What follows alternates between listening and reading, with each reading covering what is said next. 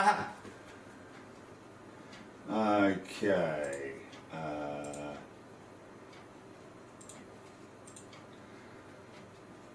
Right.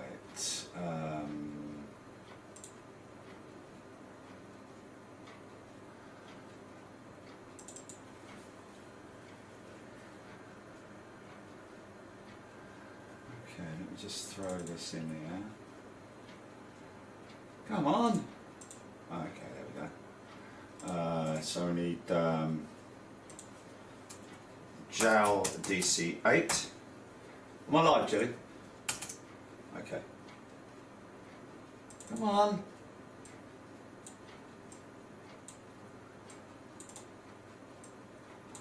Okay. Wow, look at that. Look at it. Sky. Call that sky. Call that takeoff. Or just departure. Which one's this? It's another angle of it. Not overly keen on that one, so I think I might scrap that one. Delete that. And this one here is, yeah, it's interesting.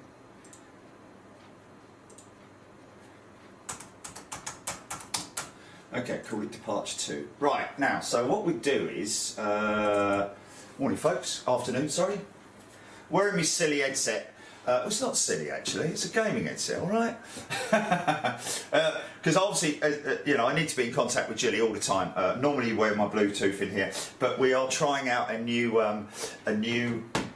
game this morning that Jilly found on a phone. It's a phone game, folks. So what I'm going to do is just quickly, just want to quickly show you the reply that we got from the folks at the ambulance staff team, ambulance staff charity. Is it up? So this one from Jasmine, dear Jerry, Dire Care of Big Jet TV members. Obviously this is a standard email that comes out. It's not sort of like a personal one, but it is, at least they do it. I'm writing to thank you and your wonderful Big Jet TV members for making it. So this does sound like a, she's added a little bit into it. These are the sort of like standard emails that people send out. We have to send stuff like this out as well. And we sort of like change it and edit it to work nicely. With whoever it might be writing to us, but she says, so this is for you folks, writing to thank you and your wonderful Big Jet TV members for making a generous £205.40 online donation and supporting the ambulance staff.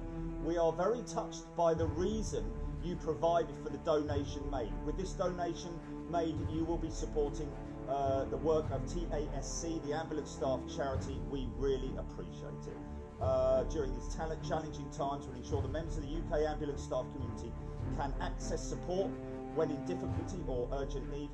We provide a range of support services such as psychological rehabilitation and counselling, physical rehabilitation, financial grants, debt advice, welfare and other support, and bereavement support.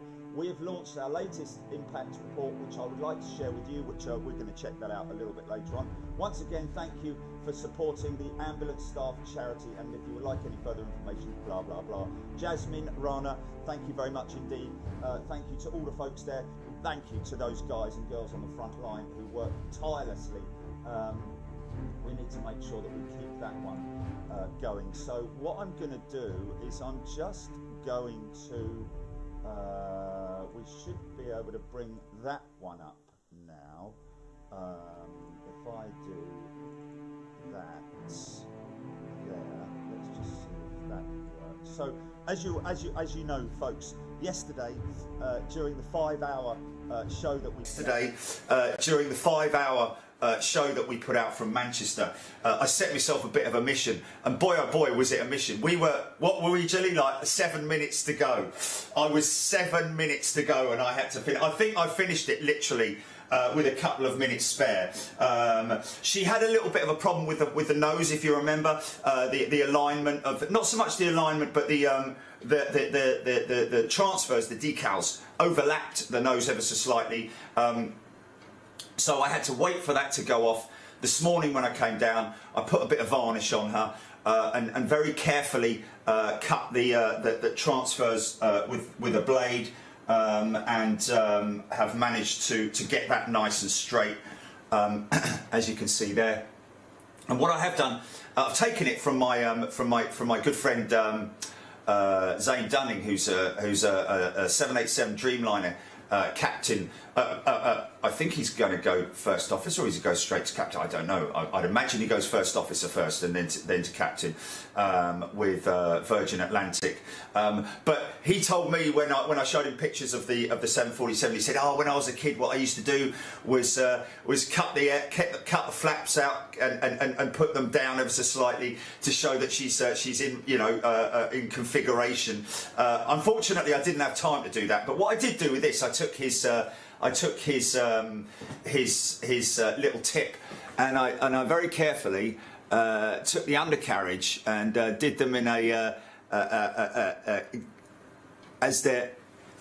did them in a retracting configuration, as you can see there. Just about see that there, I think, which is pretty cool. So so what I've done is I've taken I've put a few photographs together, well, taken a few backgrounds, as I've been doing with my models recently, as you know.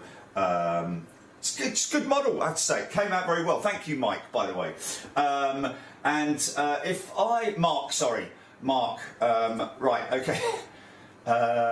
Let's just have a look at window capture. Yeah, okay. Okay, GP, hold on a minute. Let me give you... Oh, is it? Oh, okay, I better stop that then, hadn't I?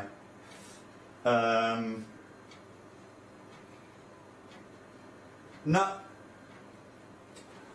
Oh, I don't know which one to obs though. Which one to... Okay. Is it that one? Is it that one? No.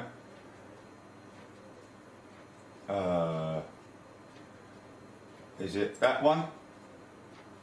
Is it that one? Okay. Web monitor is not that one, it's no.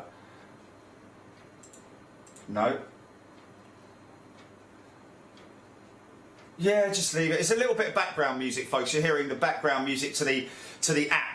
It's a bit dramatic, isn't it? Morning, Pathé. Yeah.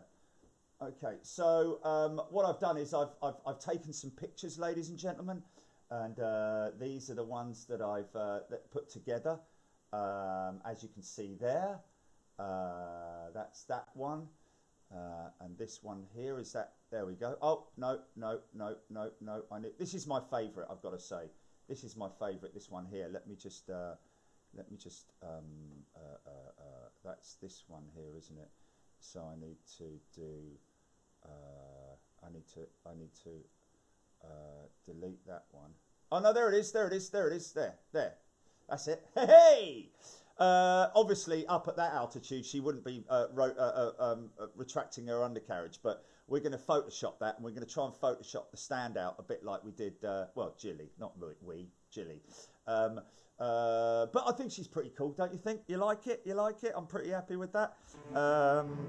So there's that. Okay, Jilly, we can come back to camera 2.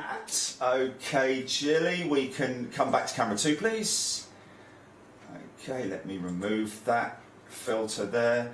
We can remove that one there as well. Okay, and oh, okay, no, we're gonna.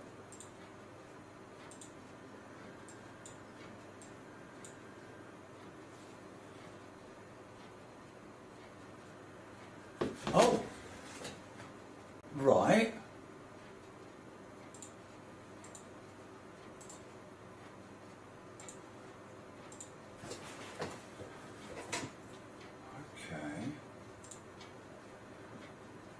can hear something.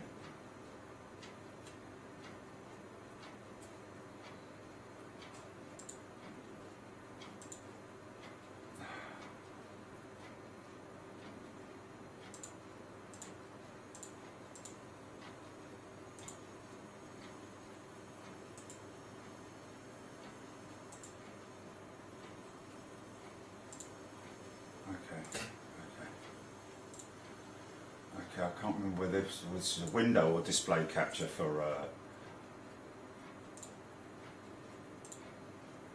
Oh, come on, man! Come on! Don't do this to me, man! Don't do this to me, because I had it up there just now, and all that moving around. It's not the web monitor, obviously, is it? No. It's.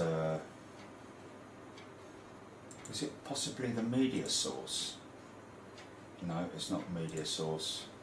Oh man. Stand by, folks. Is the music still playing out, or is it? Right, so how come it's still playing out? And why isn't... You haven't got that on OBS, you can't see that on OBS, all you can do is hear it.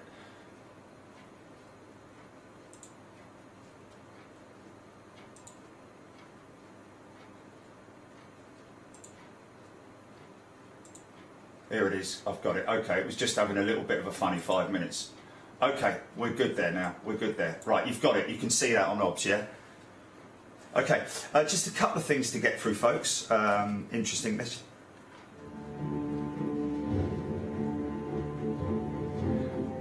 Right, we're in the ops room. We're waiting to be called to scramble, and I'm a sprog pilot, a proper sprog pilot. I tell you what I do need to do is throw this in the microwave.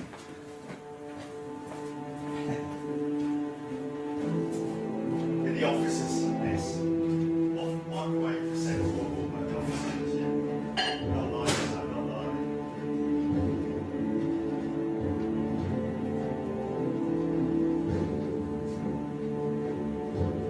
I say, Ginge, fancy coffee?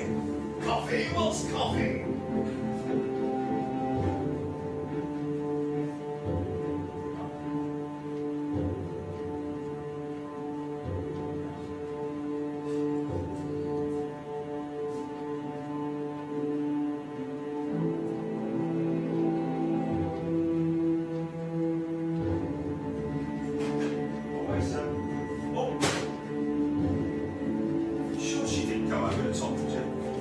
Oh no, it's the music, isn't it? She's definitely gone long and all that. Okay. Okay. Oh, for crying out loud! Sprog is a Sprog pilot. Is a newbie, yeah. Sprog.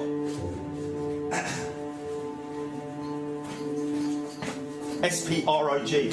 I mean, this envelope was bad enough, it was old enough as it is, but now I've just made it even worse.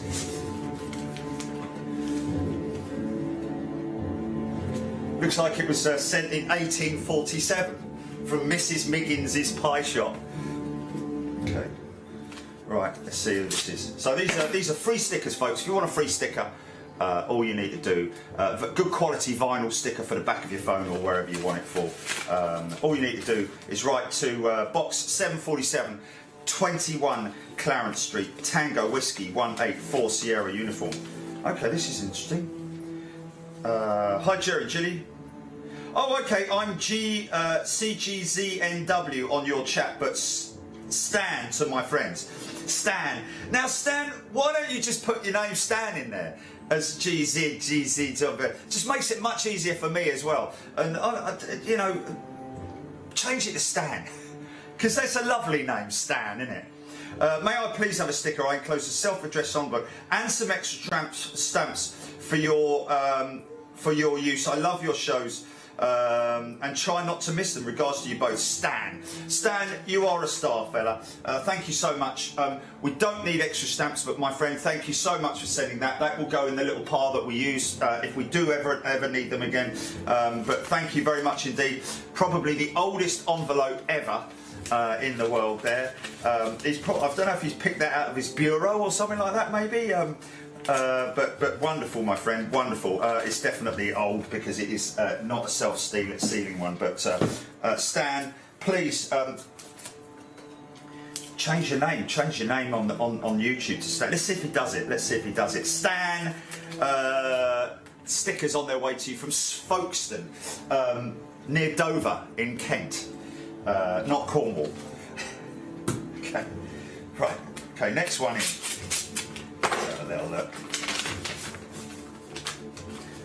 Okay, this one is from Abby Garvey. Hi Jerry and Julia, I was wondering if I could have a free sticker, please. I have loved the lockdown shows. They make homeschooling go past much quicker. I love seeing the shows that I've never seen before. I was wondering if when we can travel, if you would ever consider doing a live stream at Aberdeen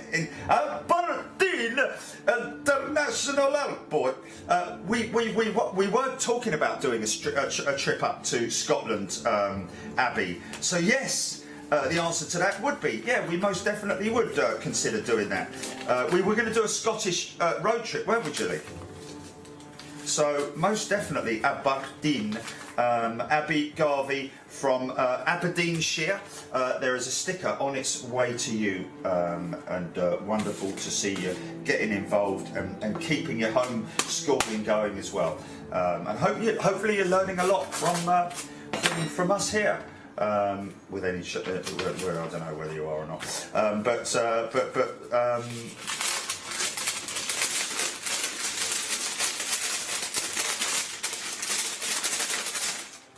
okay, to Jerry and Gilly, I'm writing to request a sticker. As a former employee in the aviation industry, I worked for Qantas Airways for 24 years until I lost my job, with the company restructuring, etc.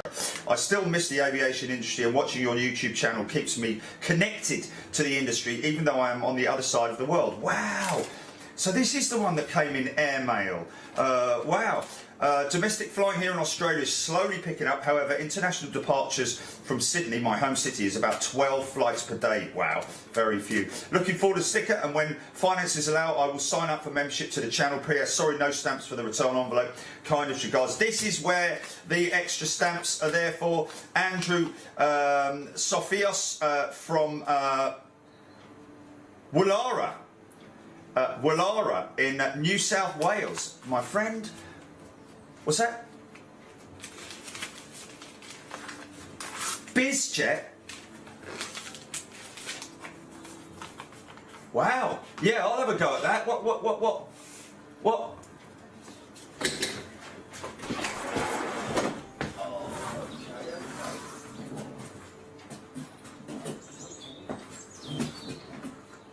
jet is it?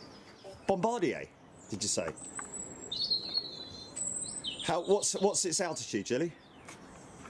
Oh, mate, no. I think the clouds are far lower than that. Stand by, we might hear it.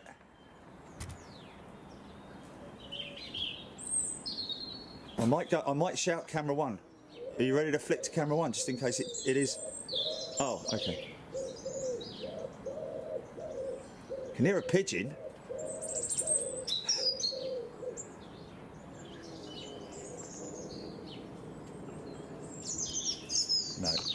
No, not happening.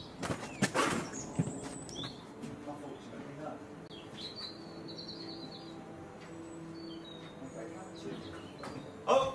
What?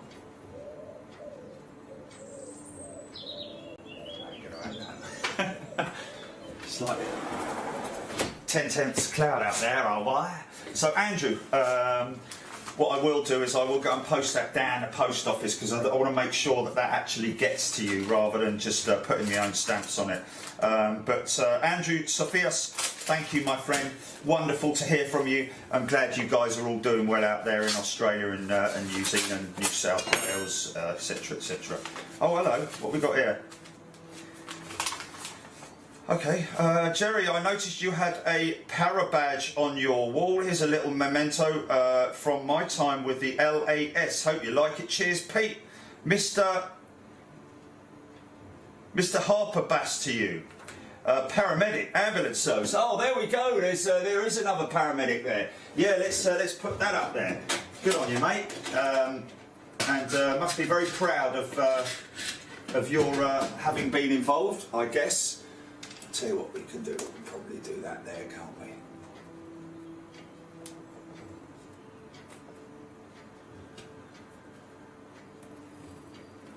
Thank you, my friend. We'll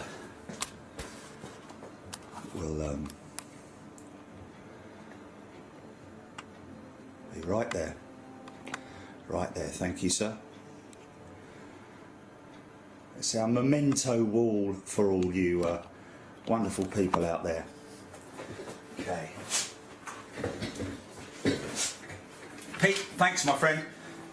Would have loved to have sent you a sticker, but no worries. If you want one, feel free to let me know your address and I'll get one out to you.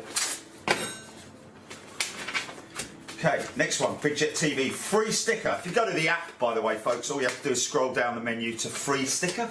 We're also going to be updating our charity. I've got to make a note of that, Julie, haven't I? Because we've got to do that. Because we have actually raised quite a considerable amount. You have raised quite a considerable amount over the years with Big Jet TV. I think the first major one we did, Julie, was 2019 Christmas Day and Boxing Day, wasn't it?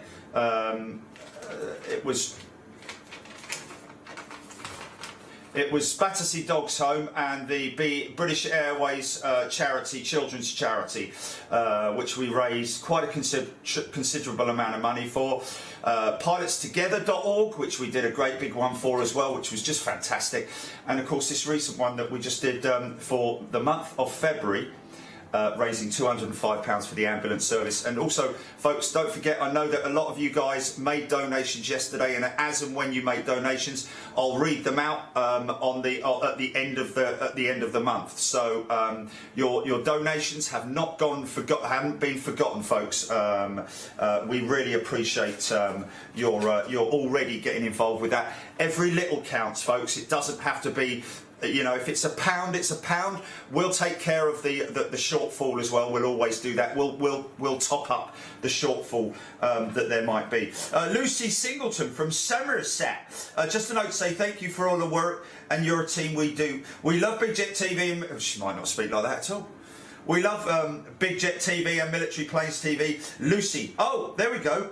Future fighter pilot. Was just so happy you gave her a special shout on her birthday, 16th of December. Hopefully one day you'll capture her taking off in her Typhoon. Love, Mel and Lucy. Thank you for the sticker. There we go. So that's Mel Singleton, isn't it? And Lucy, her daughter. Fantastic. Yes, a budding future pilot in the making there, and hopefully we'll be able to see that, like you say, one day, her taxiing out and going out and giving us a wave at Coningsby. I think I might be about 90 by then, but hey, you know, who cares? It is what it is. I'll be up there in my wheelchair. Well done, Lucy. Well done, Lucy. Can you take me back? I'm dying for a wee now, Jilly. Can you wheel me back, please, Jilly? Thank you. Bye then. Bye. Thanks very much.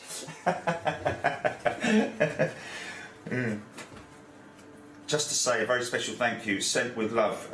You've been so kind. Oh man, here's a little something for the charity. Sorry it's not a lot. Oh man, you don't need to do that. 747 fan. My friend, thank you so much. 747 fan. That'll go up there for a couple of days. That will definitely add that to another fiver for the charity pot for the month of March. 2021, and so we will add that to that. Right, okay, we've got a charity page update we've got to do on there. We've got those to send out. They're ready to go to the end of the road. And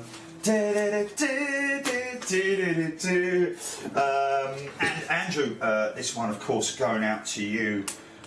To New South Wales. I've got to send that one separately. Thank you, folks. Really appreciate your getting involved. It's good to see you getting involved. Now, what else have we got?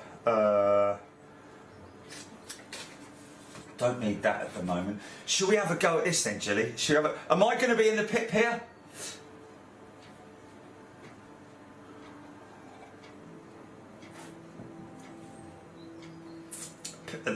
no pip, but with my audio. I'm completely...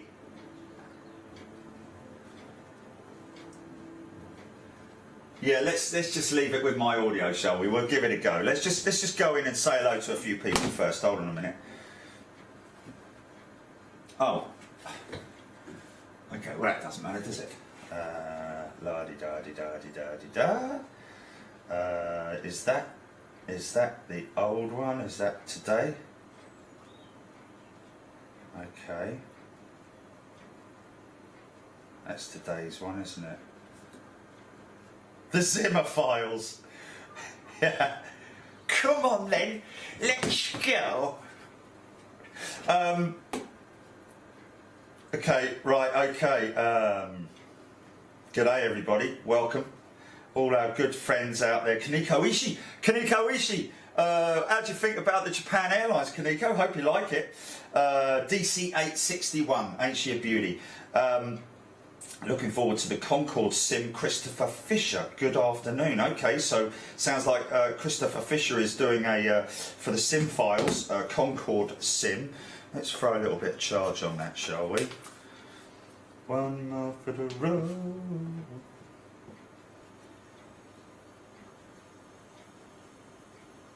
Okay. Where's that then? Farid. Oh, look, see Farid Abed. I've added a stripe today, moving up. There we go, moving on out. Keith Cornell, David Edwards, Christopher Fisher, the Zimmer Files, Keith Grafton, Liz Matthew Mann, Carly, Keith B, Kaneko, Kevin, Henry VIII. That's Cherry. Okay, Michelle Taylor. Good day to you, Shane Smith, Alison, Ray Rosen. Looks like my patches to Jerry did get lost. What patches? Ray? I've got, we've got that one up there. Is that one of them, Ray? I don't remember what people said, to be perfectly honest with you. And not only that, but I do have a, is that one of them, Ray, by any chance? I did give a big shout out on those the other week. I'm not sure if you saw them, but those are the ones. I do have a post that I've got to pick up, because the post office have sent me a card saying that we've you know, the sender didn't pay enough postage, so we've had to pay that online and take that on. So that might be a few more days yet. So there we are. Ben R, Valerie Dickens, Brad Ward. Today's the anniversary of Concorde's first flight. Oh, Brad Ward. Today is the anniversary of Concorde's first flight. Wow. That would be kind of cool to do some... let's just...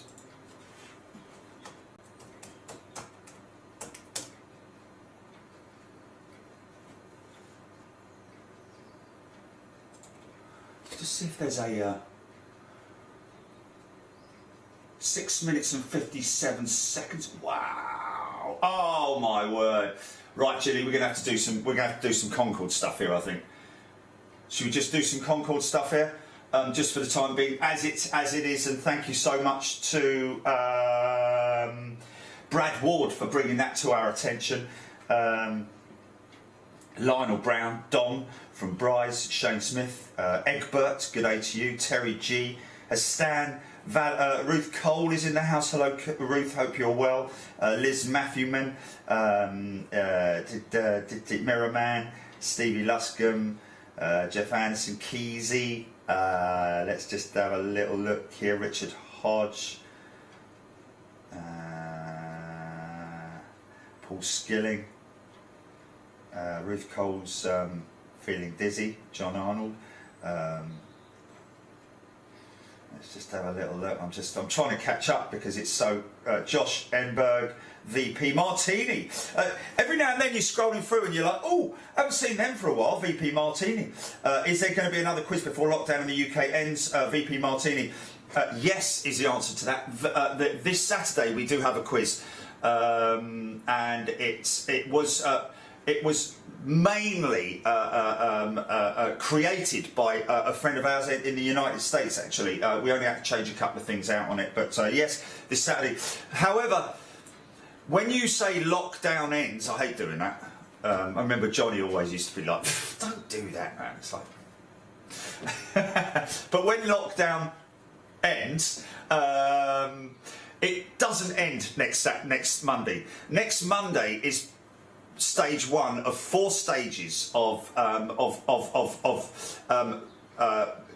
taking us out of lockdown. So we have a flight path basically. Next Monday, people are able to go out and meet a friend for coffee. It's not mass gatherings, pubs and stuff like that aren't going to be open. It's not going to be, you know, all the places, all the sports complexes and stuff like that have to wait till the end of March. So next Monday, first of all, we have a bit of an issue. Firstly is that all operations will be on the northern runway. Now, as you know, as you might not know, the Renaissance, which is our regular spot at Heathrow, is one of the quarantine hotels. So therefore, there's no opportunity for us to film at the Renaissance. So we're going to have to use a little bit of imagination for next Monday. So we're going to keep working on that, folks, and that will be literally on Monday. Highly likely it's going to be members only. It's going to be like that. You're just going to get a notification on Monday. Wow, they're there. Right, okay, fair enough. Well, let's just get on with it and watch it. And then, because lockdown in terms of people being asked to stay at home, I think what we're going to have to try and do is just keep doing what we're doing here today. So it's not the end of lockdown until, is it the end of July, Gilly? Did they say the end of July that they're gonna that it's gonna be the end of, you know, before things are really? Can you hear me, Gilly? Okay. Was it the end of July that they said that it was going to be? Yeah, potentially the end of July. And when they talk about the end of lockdown, I'll be honest with you, you know, it's not going to be the end of COVID. However, things are looking so positive now. Like death rates have massively fallen. 1 death is too much as far as I'm concerned.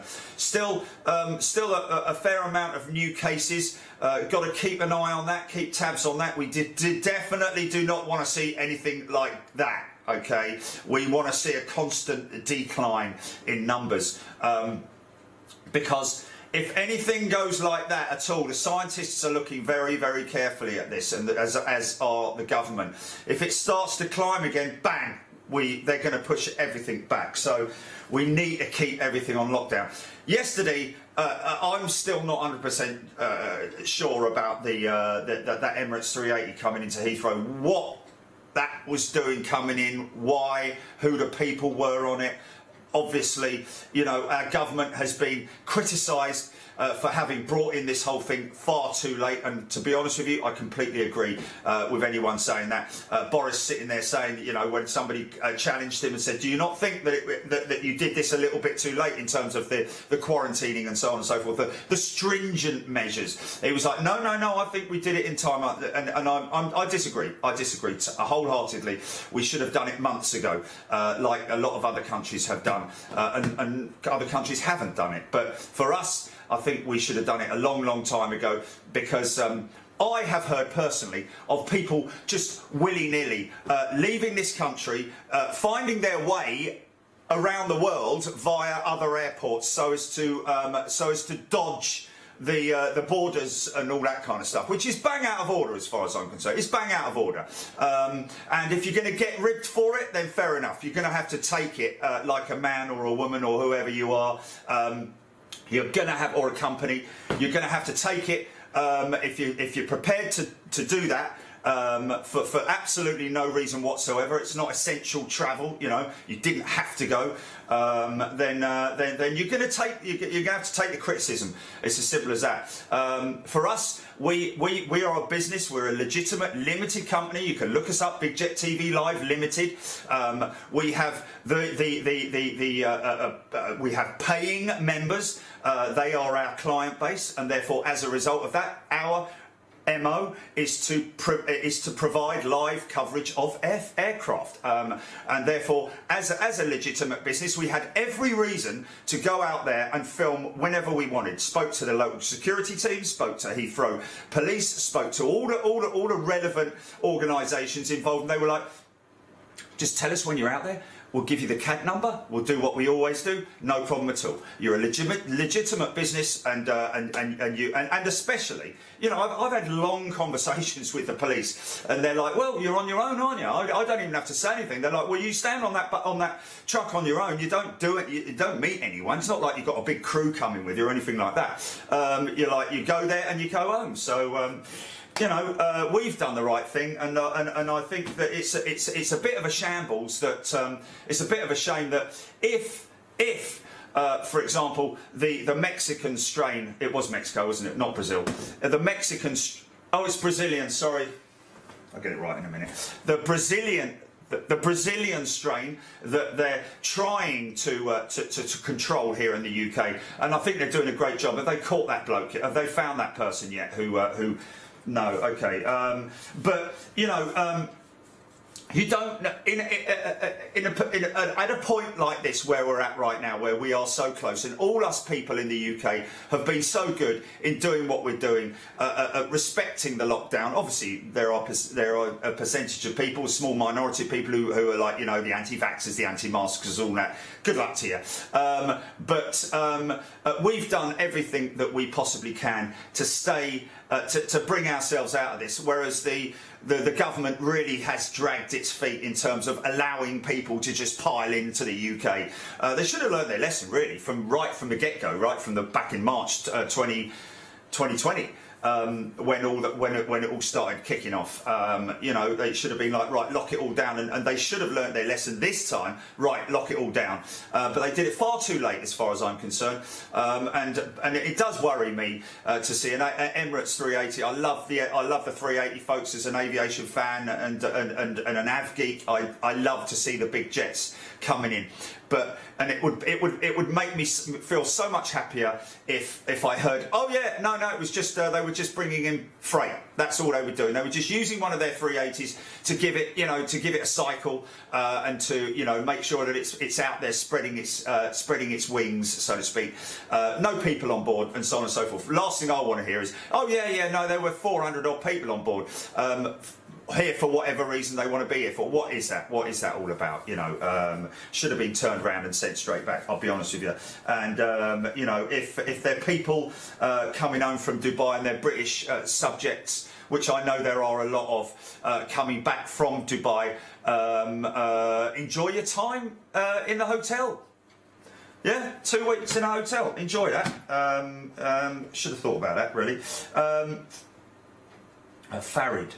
Have to come back to you on that one. Right, let's just have a look. Wow, so many comments, folks.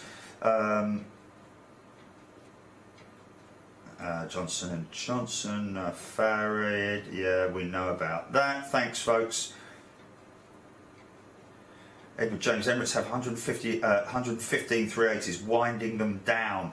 Well, you say winding them down, they're just taking delivery of another one, aren't they? But we'll have to just keep tabs on that. But yeah, it is a great shame. But anyway, hello folks, how are you doing? Hope you're doing well.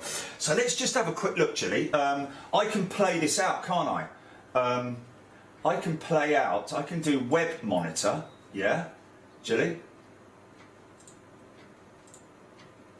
Yeah, I'm just thinking here, let's just make sure that I've got this right.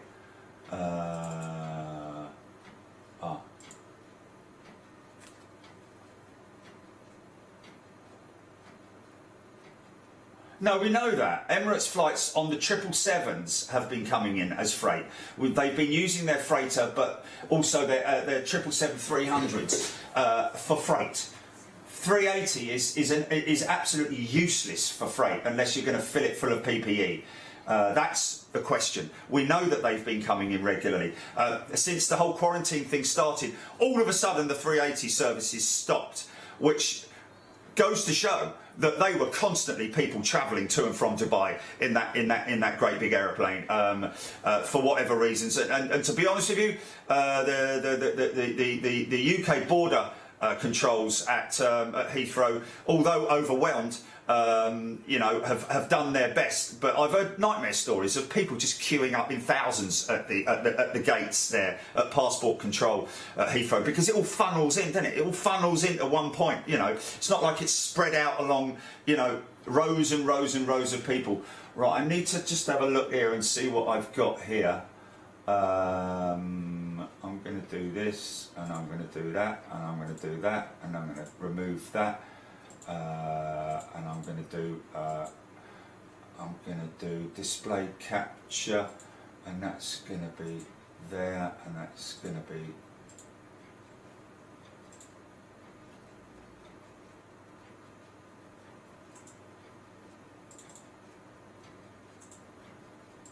the what now? Oh yes, yes, yes. Oh, right, a 10th of March. Okay, so that's interesting. Who was saying that? Sorry, who was saying that? Filton 216, let's fly away. Good day to you. Filton 216, hi all. New Britain's busiest airport on the 10th. Am I correct, Big Jet TV are involved in this series? We are. Well, involved, feature. We are featured in this series. I'm not quite sure how they cut that together. They did a whole piece with me at the Renaissance. And then they also filmed me at Heathrow with the airside with the Virgin 747. So we'll have to see. And they filmed us at the Hilton Garden, and they did indeed. They did indeed. Okay, GP, on OBS, you should now have. Let's just see if this. Hold on. Right. Okay. First thing I need to do is I need to make sure that. Let me just see. Oh, wait. No. Wait.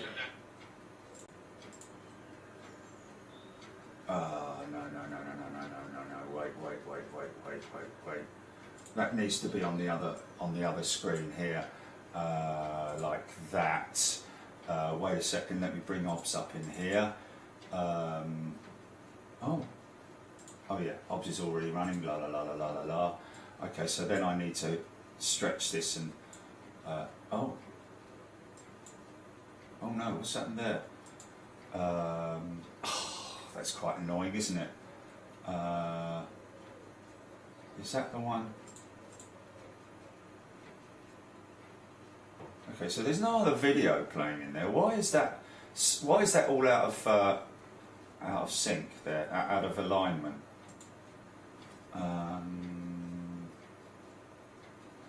Okay.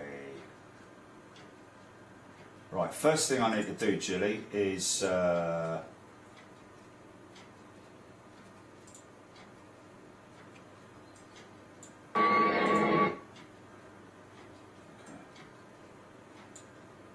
Just trying to see. It's not like not letting me resize it. No. Oh, hold on a minute. Here we go. There it is. I think that's it, isn't it? But we need to.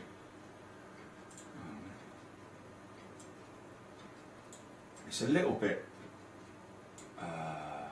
Wow. That's crazy how. Right. How much have I got missing off the bottom there? Nothing much. Okay. Can we do that? We can do that and do. No, we can't really. I can't really do that, can I? Yeah, I think it's the resolution of the video. Okay, so we can do that. Okay, so first thing we need to do, Jilly, is just let me bring this up here, and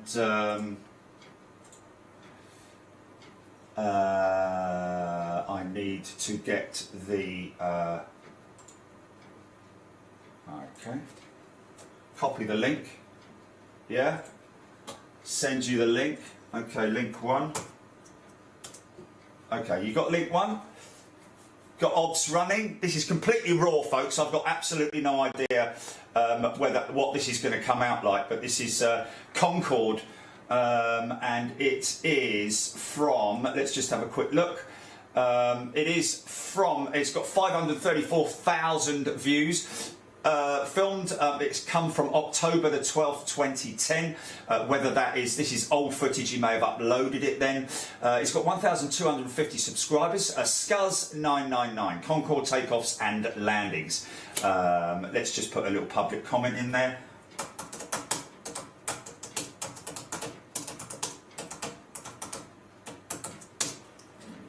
Oh, caps. Oh, I'll leave it in caps because it's great, isn't it? So we put a little thing out there. Okay, GP, are you ready? On OBS, run. Everybody sat down there. Hey, firm. All set to go, Rog? Yes, check's complete. All set to go, Rog. No, it's Roger. Roger. Oh, look at the planes lining up. All set. Brakes are released. 3, 2, 1, now.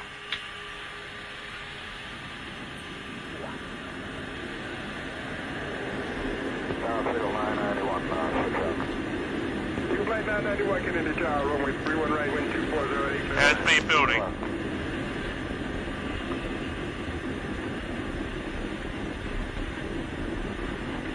100 knots. Power set. You flight to 831, just a little short of the runway. Short.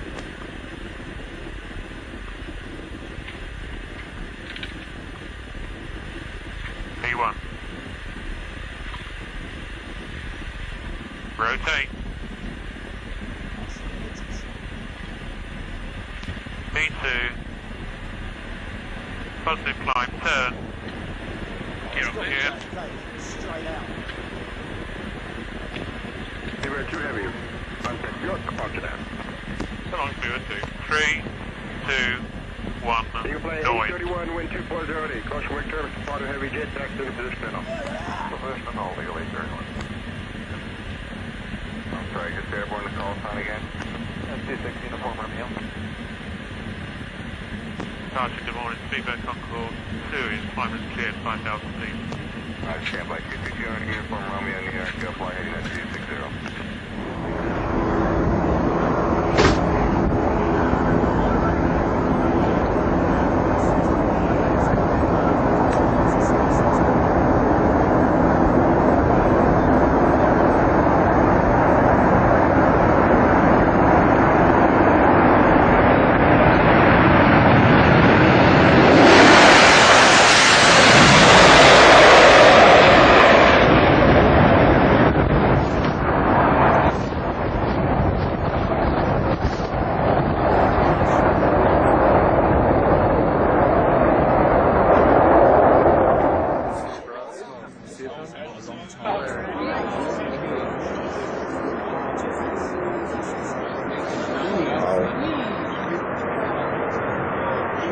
Goes. Wow.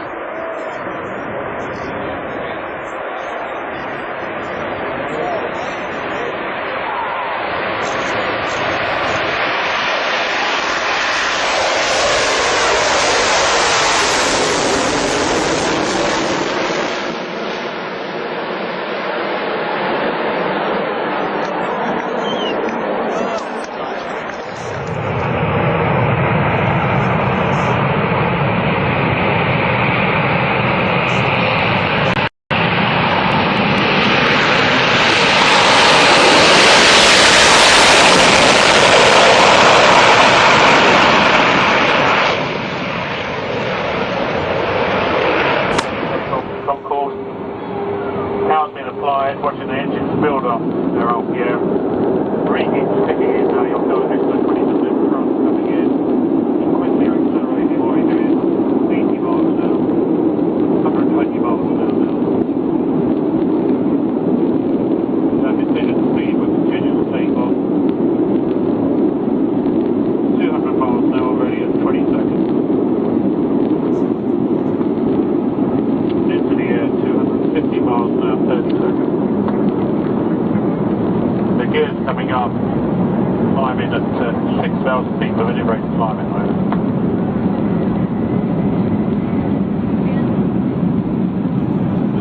Keep Bravo, just taking the reheats off. You felt that change in power there, and the power's come back as well to stop that rate of flying. We were going too fast upwards. Rotate speed today is around 180 miles an hour, and by the time we actually leave the ground, we'll be doing around 200 miles an hour. Acceleration all the way much better than Formula 1 car. We have been cleared to take off. 3, 2, 1. Now, it's the power going on. Under 70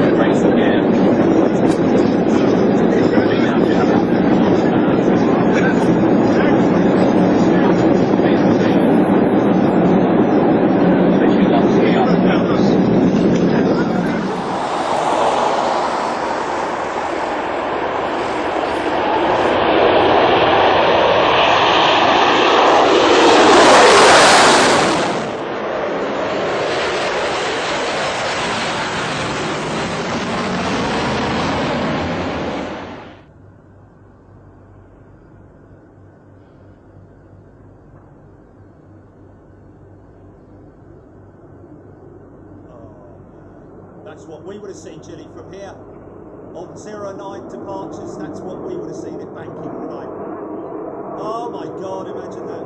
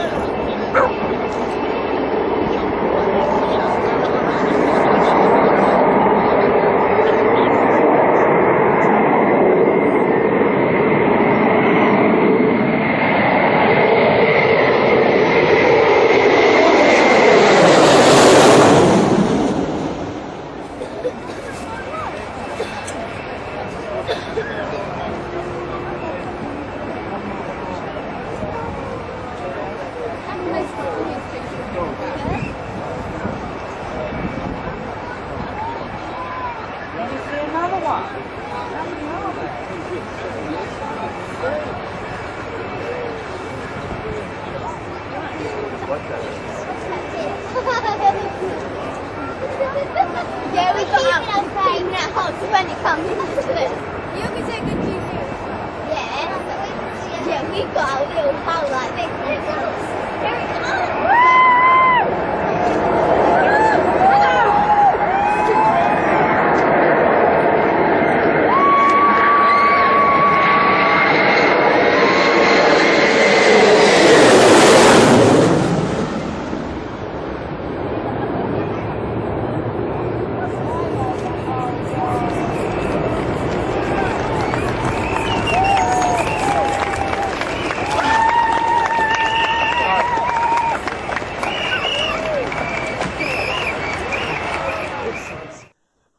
going all right. Camera 2, Gilly. Whistle's going all right. Camera 2, Gilly. Whistle's going. Look at the kittens there. Look. Always kittens, isn't there? Let's just do another one. Let's just see if there's any other ones there. Oh, this looks good. New tribute to Concorde. 261,000 views 11 years ago. Raz Grizz 100,000. Never thought this would be so popular. Glad to know there are so many other Concorde lovers out there. 14-year-old me decided. Wow, 14 years old.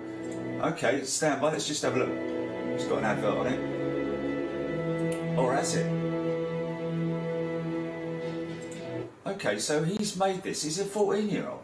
Decided to string this video footage together to song over 10 years ago. Ah, is this with? This might be problematic, Gilly. Hold on a minute. Ah, can we play it without? Can we possibly play it without? Yeah, that's gonna copyright. Yeah, it's gonna copyright. Yeah, yeah. Can I mute it? Shall I just mute it? Let's just muting it's a bit of a shame, isn't it? Oh, we don't want to play that one. Concorde's first flight, supersonic travel, 1969, British Pathé News. Wow. This is from British Pathé News, folks. You might want to check them out. Check out the 1969 maiden flight of the now defunct Concorde supersonic airliner from Toulouse, France. Wow. Okay, this might be worth it then. Okay. I love Pathé News. I love the old stuff. I say. Right. Let me just. Okay. So I'm gonna give you the link, Gilly. Link 2 on its way to you now. Okay. So here we go, folks. You can now stand by, GP. Oh no, we want that, don't we? Okay. Let me just see what the. Oh, it's the right size. Okay. Toulouse. Concorde-001 made her most important public appearance back end first. She was being nosed out of her hangar by a tractor on the day for which Britain and France and the rest of the world had waited so long. The great, giant, supersonic jetliner was going to fly. A year late, millions of pounds over the estimated cost, and still a very big question mark. These were Concorde's first claims to fame. But on this day, a lot of those question marks would be answered. For Concorde-001, this was the chance to prove she was the super bird everyone had hoped and worked for. –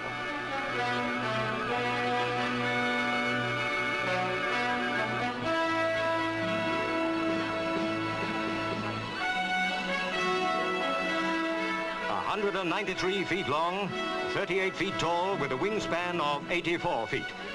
Vital statistics of an Anglo-French lady who was all dressed up and ready to go places on the biggest date of her life. Keeping that date were the world's press. All eyes were glued to the sleek, futuristic machine standing on its spindly legs out there. Its droop snoot in the down position surveying the scene. At the other end, heat surged from the mighty Rolls-Royce engines as the ground crew checked, rechecked, and checked again. Concorde was buttoned up good and tight. There was little more anyone could do other than fly her.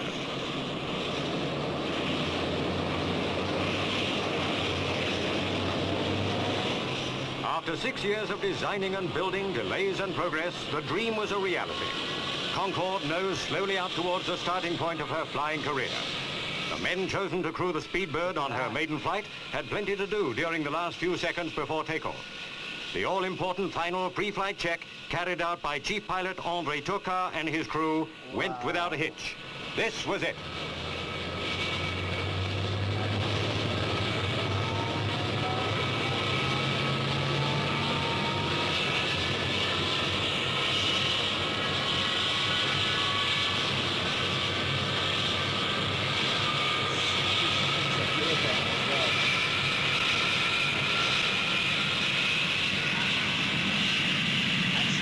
As well when she landed, I think.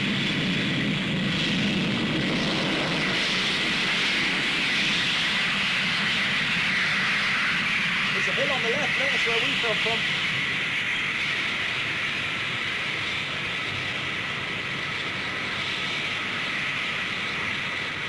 With 12 tons of test equipment on board, André Turca took Concorde up to 10,000 feet. She was almost ticking over at less than 300 miles an hour. Nose still in the croup position, undercarriage down. The less for the pilot to do, the better.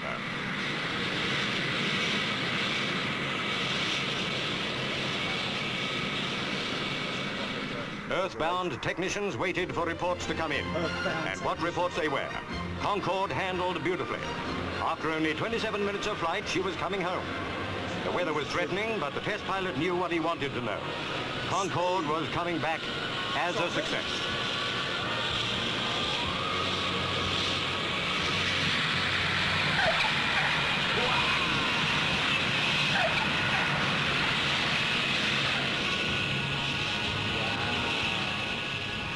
In a few years' time, the sight of Concordes on international airfields all over the world will be commonplace if all goes well. Then there'll be 130 passengers on board. Flying times will have been cut by half. London to New York from 7 hours 40 minutes to 3 hours 25 minutes. But for the moment, there's a lot more flight testing to be done. A long, lonely job for the French and British test pilots and their crews. But now was a time of triumph, and André Turca was the hero.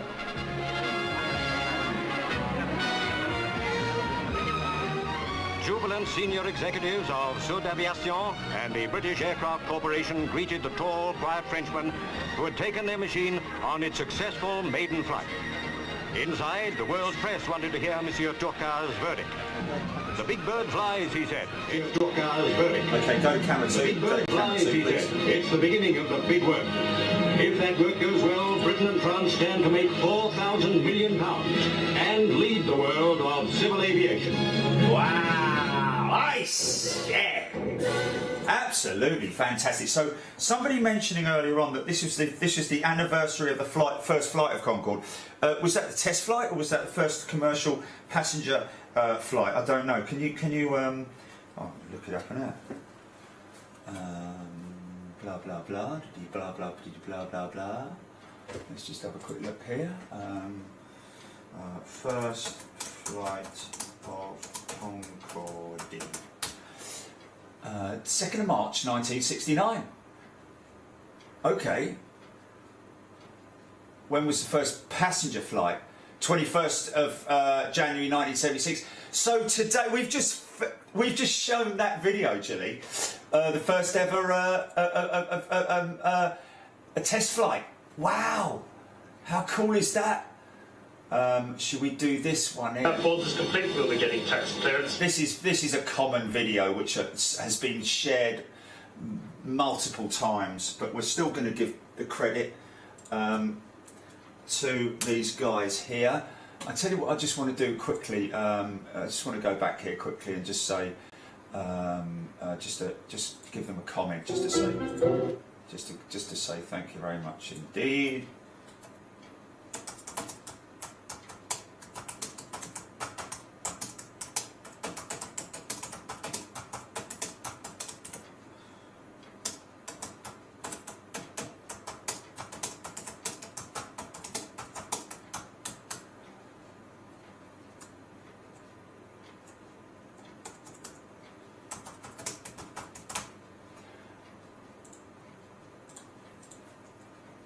Okay, so he's got a comment in there. Thank you very much indeed, and this is a good one. This is. That board is complete. We'll be getting. This is a very. Back.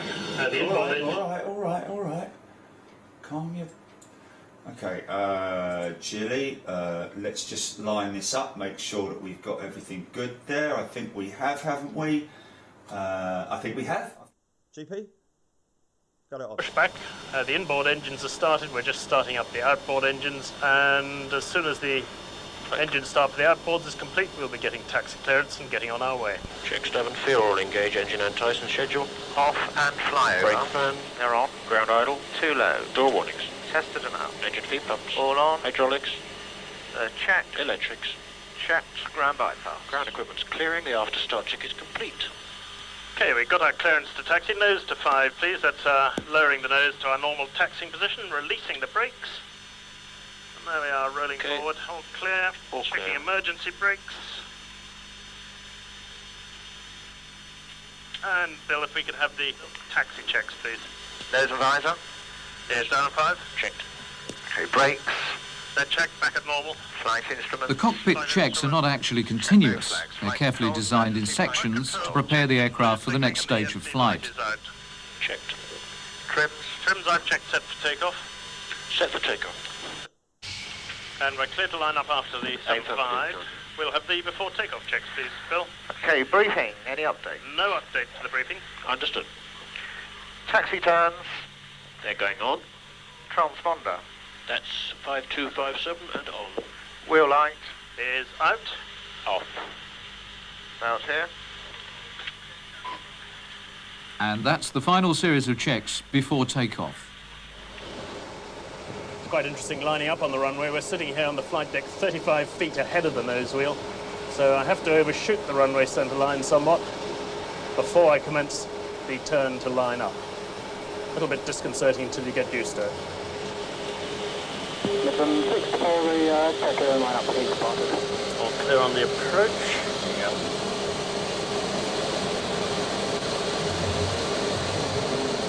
That look a bit bumpy ahead there. Yeah. Prepare yourself now for a sequence of events which are unlike any other flying experience. 129 today. There we are, all lined up, and now standing by for our takeoff clearance from Heathrow Control Tower. Concorde 189, clear takeoff 27 right, 210, 15 knots. 189, clear takeoff to 7. Okay, we're cleared for takeoff. Everybody all set? Yeah. All set. Okay. 3, 2, 1, now.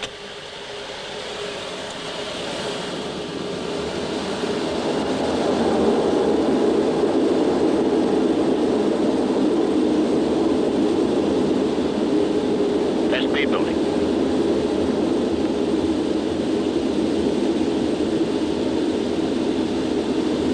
100 knots. Car set.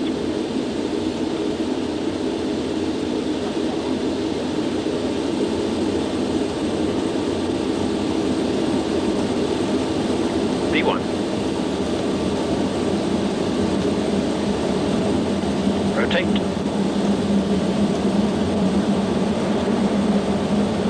B2. Positive flow. Gear up. Bring up.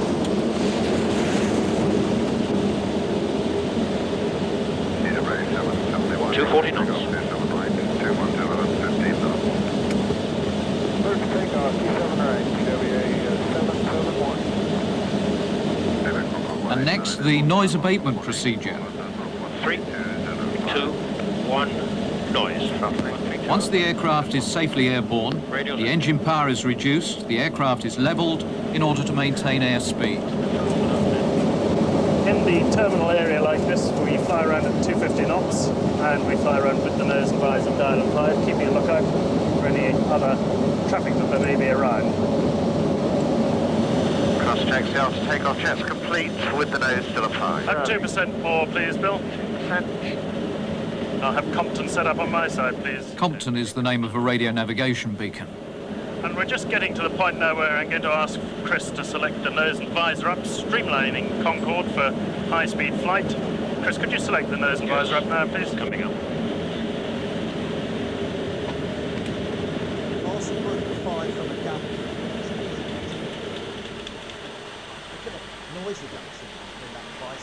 There we are. You can hear possibly the sound level on the flight deck here has decreased quite a lot. That airflow noise we were getting before has now diminished.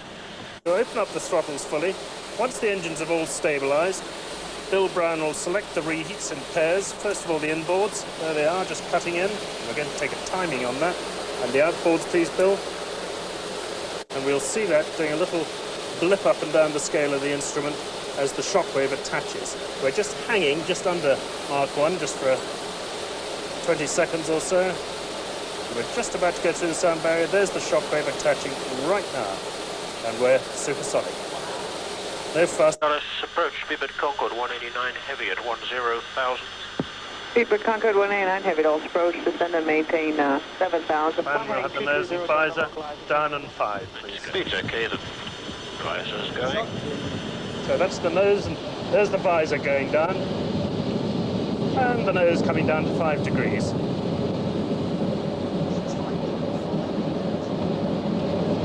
Okay, briefing, any update? No update to the briefing. Taxi turn. On. Red iron S switches. Right. Right. ASI buttons, there's no update. No update to that? Okay. 57's the final. Seats and harness. Lock, secure. Power off, harness secure. And the power is off. Nose and visor. It's down on 5 degrees. Down on 5. Altimeters and the radio altimeters, there's no update. We have checked those. Approach checks are complete. And at the moment we're only cleared to 5, so as we approach that, we better get further clearance. Alert, 1 to go. We've got 1,000 feet to go to our clearance level of 5,000 feet, and the auto throttles increase the engine thrust to maintain that altitude. Speedbird 188 heavy, turn left heading of 3. Heavy means large jet, and Speedbird is British Airways. We're on a northerly heading to intercept the runway's directional radio beam known as ILS, Instrument Landing System. Thank you. About a 188, just going to maintain 3,000. 3 check. Okay, I'll take the autopilot out, chaps. And I'm now hand flying it, that's the autopilot out. Speedbird 188 heavy, reduce speed to 210 knots. Speedbird 188, reduce speed 210 knots. It's a very good auto throttle system, by the way, and I've just demanded a 210 knot intermediate approach speed from it, and the speed's gradually bleeding off now. And we are now established on the extended centre line for the runway we're landing on, and also on the glide slope. To glide capture. The overshoot height is 4,000. 188 heavy, contact Dallas Tower 120.1, good day. Tower 120.1, speed at 188 heavy. Chris now changes the frequency of his radio to that of the controller in the tower. Dallas Tower, good afternoon, Speedbird Concorde 188 heavy, for 1 right. Speedbird Concorde 188 heavy, Dallas Tower, runway 1 right, clear to land, wind 050 at 3. Clear to land 1 right, Speedbird 188 heavy. So we're cleared for an approach. We're fully established on the ILS. All the radio aids have been identified and no problems at all. Have the gear down, please. Speed's okay. 4 greens. Okay, gear checks 4 greens. Nose. It's down a green. Checks. Brakes. Checked. They're normal. Landing check is complete. Thank you very much. All the throttles in, on the glide slope, on the localizer. Glide slope and localizer are the two radio beams informing the pilot about his height and position relative to the ideal runway approach. Thank you. 400 feet. 100 to go.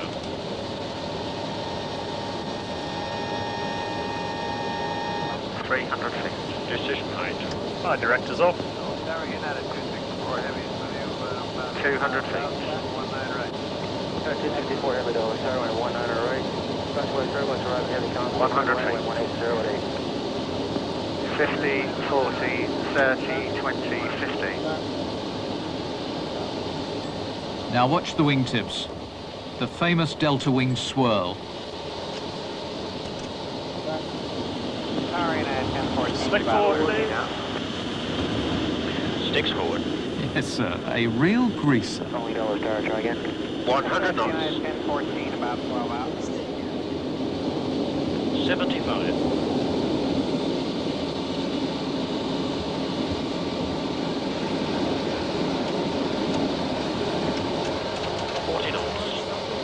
Thank you very much indeed.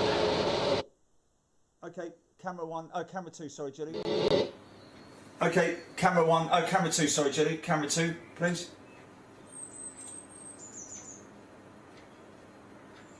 Yeah, you good? Okay, okay, there you go, folks. How about that? Irish Dublin Girl, if you've only just joined, did you probably missed the Dublin show, 8 hours solid the other day we did. It was a marathon show. Hope you managed to catch that. Right, I'll tell you what we'll do, just as it is the anniversary of the first flight of Concorde. Let's do something here and go to here, uploads.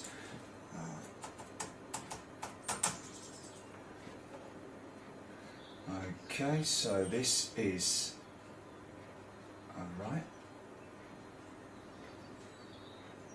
16:49.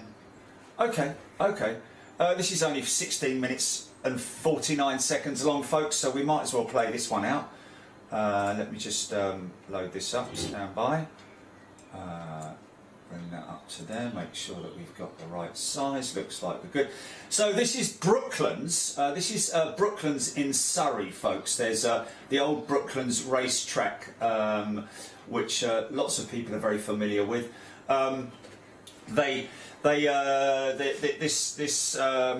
This particular venue, airport as it was once, or it was a facility that made Wellington bombers back in the war, and was a very famous racetrack. I think one of the first places to stage a motor race. I know that, or at least on the oval, I know that down at where was it? Near Eastbourne, Bexhill-on-Sea, I think, was the first ever motor race along the promenade there. Something to do with Michelin or Goodyear or something like that, but I'm pretty sure historically that's the case. But Brooklands, great place to visit. Got a great museum there for both cars and buses, and the hangar where the Wellingtons were built, or part of it. Beautifully presented, but they've also got Concorde. She's an outside display, as is all of the commercial aircraft there. VC-10, Viscount, BAC 111. I think they've got there, along with other stuff, and also Concorde, which is obviously looked after by volunteers up there.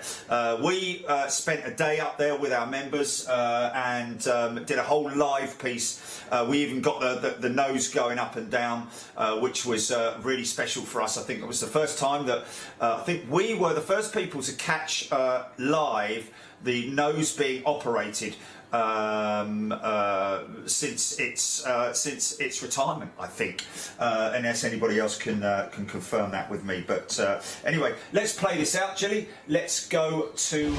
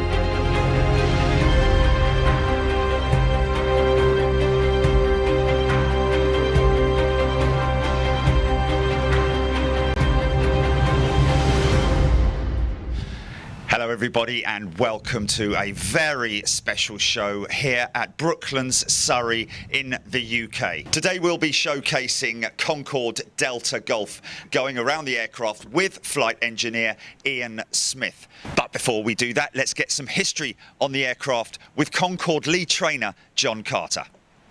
Concorde is very closely linked to Brooklands. One of our most celebrated engineers, Sir Barnes Wallace, was working here with Vickers, and he started to experiment with supersonic flight. Indeed, he built models here which were destined to fly supersonically. The other work that Barnes Wallace did was associated with aerodynamics, in particular in relation to the engine intakes, where the air has to be slowed from 1,350 miles an hour to 500 miles an hour within 11 feet in order for the engines to operate efficiently. As we moved into the development phase of Concorde, the French and the British governments agreed to collaborate in the development of Concorde, and the first meetings of the teams to develop that aircraft took place in Paris and here at Brooklands in 1961. So from then on, a lot of the design work was done here, and as we moved into the development phase of the aircraft, the teams agreed that production of the parts for Concorde would be split between the two teams. Certain bits of all 20 Concordes were built in the UK, and so the other bits were built in France. The teams then swapped those pieces to the two construction sites, Filton for the British Concordes and Toulouse for the French Concordes. And 30% of the airframe of all 20 Concordes were built right here at Brooklands. And that includes the 90 miles of wiring that every Concorde contained. So that is why Brooklands has become known, in our view, as the home of Concorde. Delta Golf was the first of the 8 British production Concordes, but she never actually went into airline service. Instead, she was used for 3 very special purposes. First of all, she was a demonstration aircraft. She flew around the world demonstrating Concorde to airlines and governments. Secondly, in the summer of 1975, Delta Golf was used as a training aircraft for the first generation of British Airways Concorde pilots.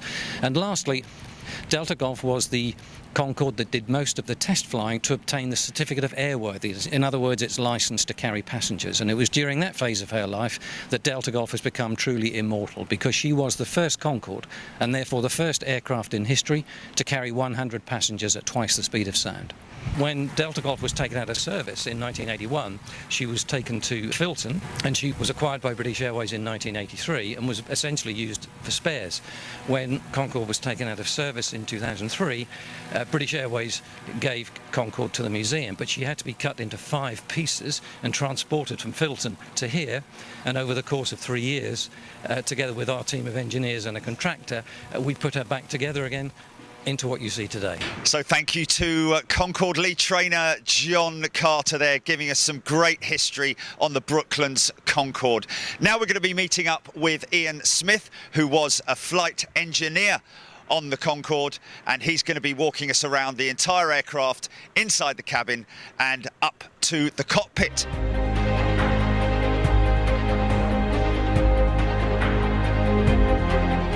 This nose right at the tip was around about, what was it, 127 degrees centigrade. That was the limit.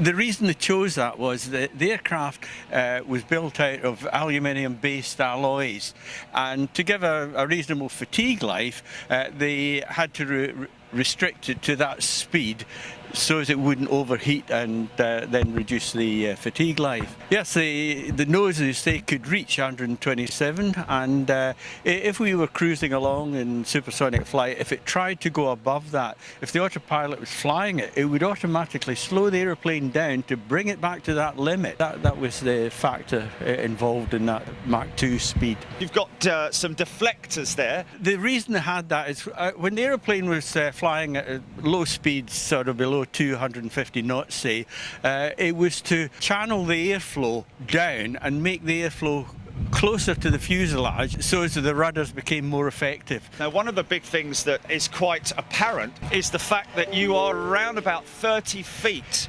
from the cockpit to the nose gear, resulted in a huge turning circle. Look at the VC-10 just behind Concorde. See where the nose wheel is that compared to the flight deck, the cockpit of that.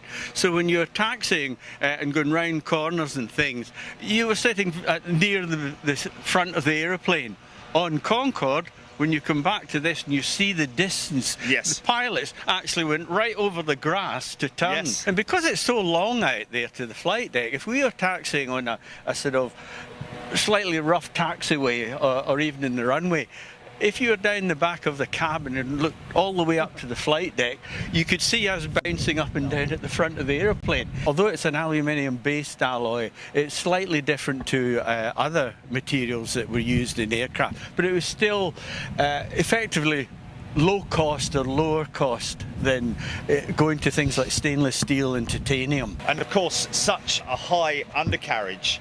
Yes, the whole undercarriage, the mains as well, had to be off the ground, because as you rotated to come off the ground, and the back of the aeroplane came very close to the ground. It's a totally different aerodynamics compared to a subsonic wing. The shape of it changed quite considerably. You might just catch along the leading edge the way it curves up and down. Yes, yes. It's three-dimensional. You see how thin the wing is at the outer part there?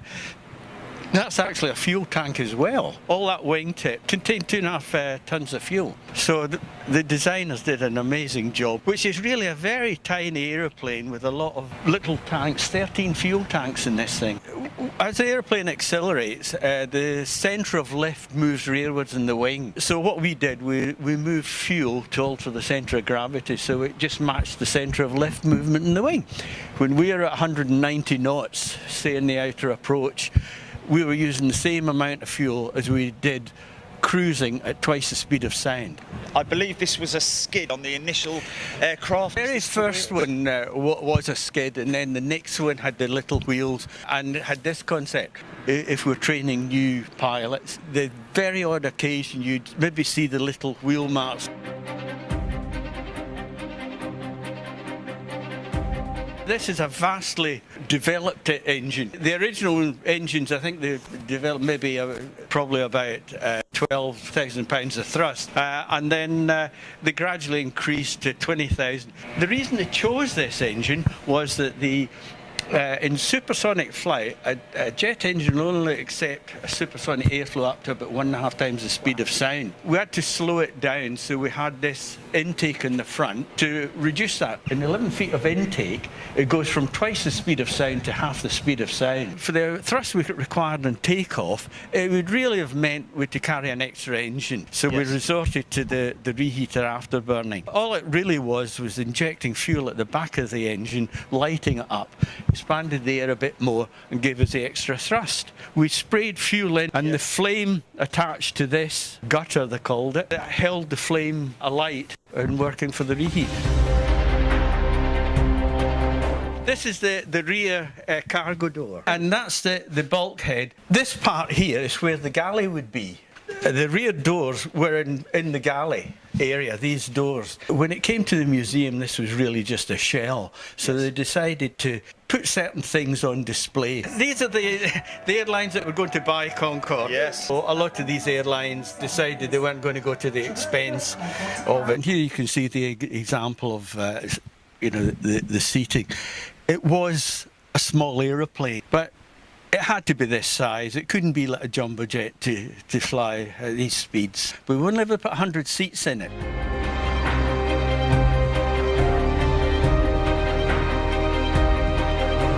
This nose fairing actually came off the one at Filton. So there was an accident at Heathrow. So DG donated her nose, the one that's now at Filton, and this is the one at Filton. But it was halfway through being refurbed when she stopped flying.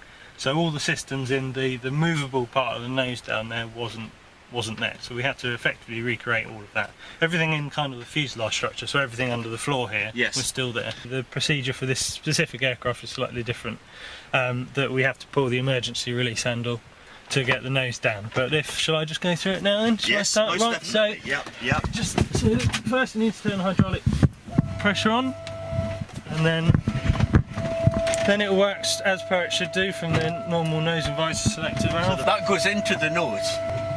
So yes, at this point I'd be able to just go to the next section, which is nose 5 degrees, and then the nose comes down.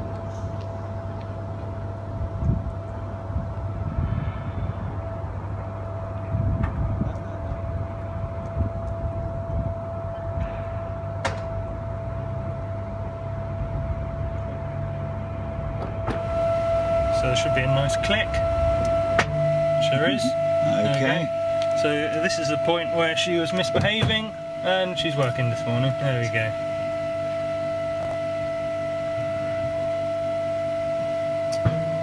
We had to comply with various air traffic instructions and things. Yes. But if we went above 270 knots, that's 300 miles an hour, then we streamlined the aeroplane. We put the nose and visor up, and it became fully streamlined. And then, of course, as we slowed down through 300, we put it all down again. Yes. So we went to the mid position, as James had mentioned there, 5 degrees with the visor down, and then just before landing we'd pop the nose fully down. Final approach, but the pilot would be flying about 10.5 degrees nose up attitude, so you wouldn't see over the nose.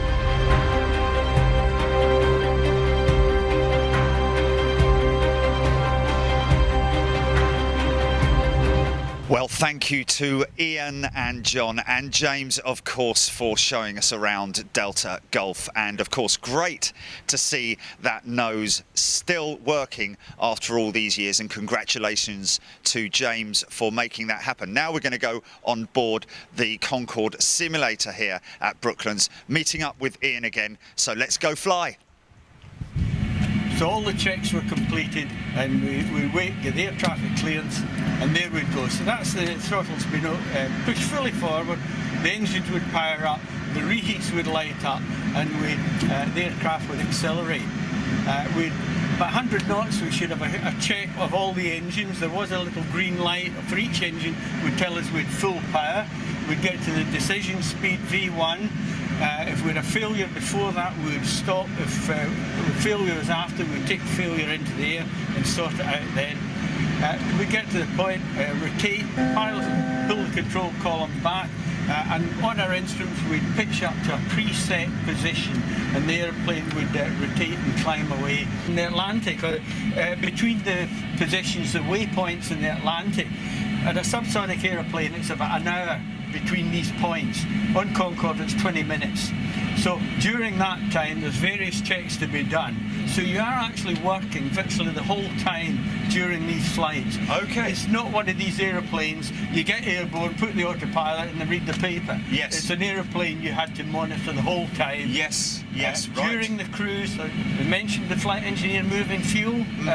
Yeah. That was mainly during the acceleration up to supersonic speeds. Yes. But in the cruise, we trimmed the aeroplane. We had an instrument down in the bottom that showed where our flying controls were positioned. Interesting. And we moved fuel to position that in the most streamlined position, because that was the least drag, more fuel efficient.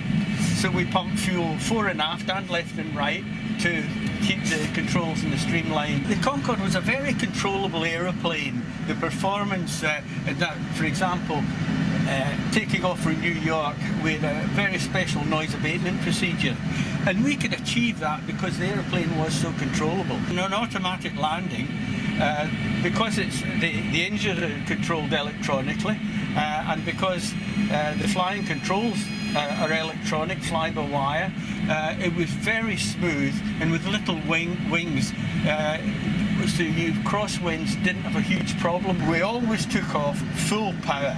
The aeroplane is actually just above landing weight. It's a very light aircraft. Wow. What we would do is we would fly a circuit and overshoot, not touch down, and then the next one we would land. So the aeroplane was light, full power. It really went off like a scalding cat. The pilots there, the idea of circuit height, 1,500 feet. Circuit height 1,500 feet. The training captain always got clearance above that.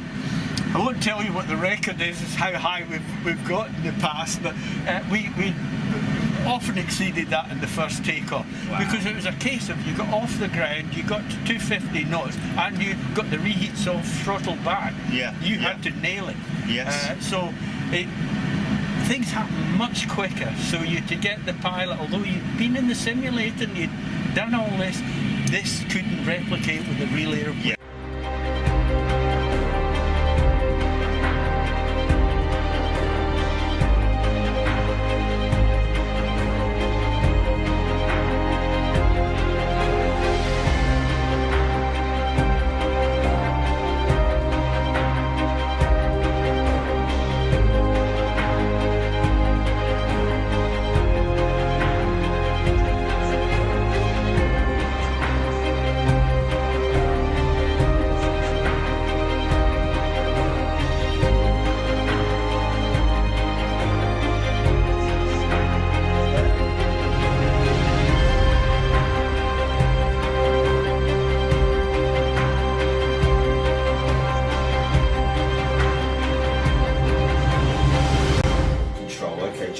Go to camera 2 now, please. Okay, am I on? Okay, roger, roger. Okay, there we go. So much clickbaiting out there, isn't there? So many clickbaiters. don't panic, you know. It's like, is this a bird strike? It's like, okay. Anyway, whatever. So where are we at? Hey, hello. That's a bit weird, isn't it? Shall we try? So congratulations and happy anniversary to Concorde, even though she's no longer flying. Great places to visit Concorde. Manchester at the Runway Visitors Park, great place to go there, folks. Beautifully, the Queen's ship, it has to be said. Boac, I think it was. I think it is Boac at Manchester. Of course, you also have a few others. One is at Filton, I think. Is it Filton? Another one at let's just have a little look and see if we can find them. On a minute.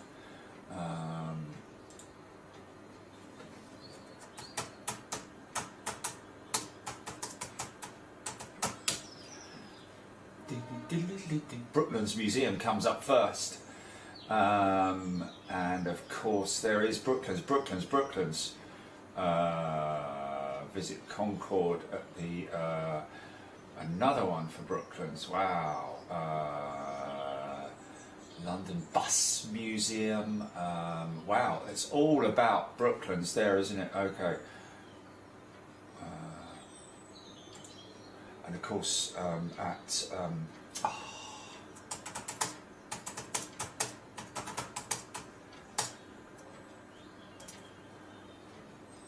okay, let's just have a look here, folks. Blimey O'Reilly. A lot of people not doing their web work very well, are they? It should be wow, Virgin Experience Days. I know there's one at. Let's just let the viewers tell us, shall we?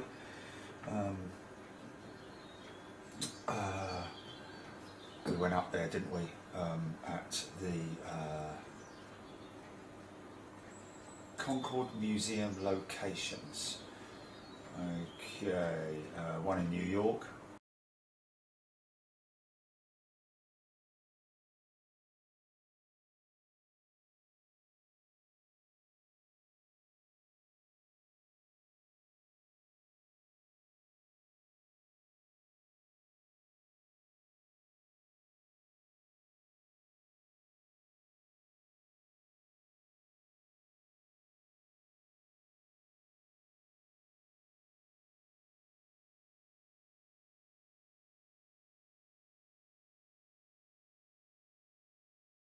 Orly, Paris, Toulouse, of course, the one we saw at Toulouse, Brooklands, of course, Manchester, there we are, and that is Boac, Smithsonian National Aerospace Museum, Chantilly,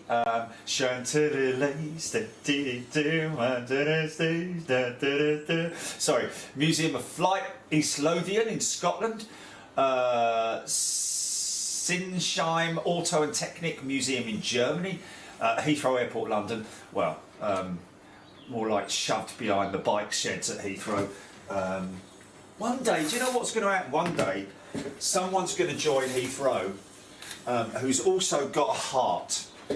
You know, someone's going to be interviewed as the new director of Heathrow, and he or she is going to come in there and go, right, okay, first of all, let's just start creating a better relationship with the people around Heathrow, shall we? Let's just make sure we've got an open door policy for people, rather than just being all stuck up and, like, you know, not giving any time or anything to people who want to voice their opinions about this, that and the other. You might get, you know, a little bit of a better sort of like opinion of Heathrow.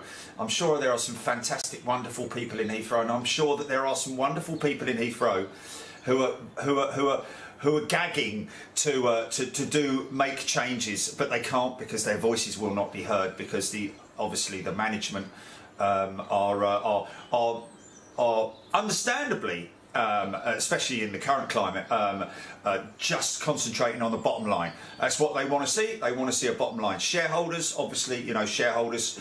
I'm sure there are shareholders out there as well who are like, come on, guys, do something with Concorde, man. I mean, just, if anything, don't even move her from where she is. Just put her up in the air.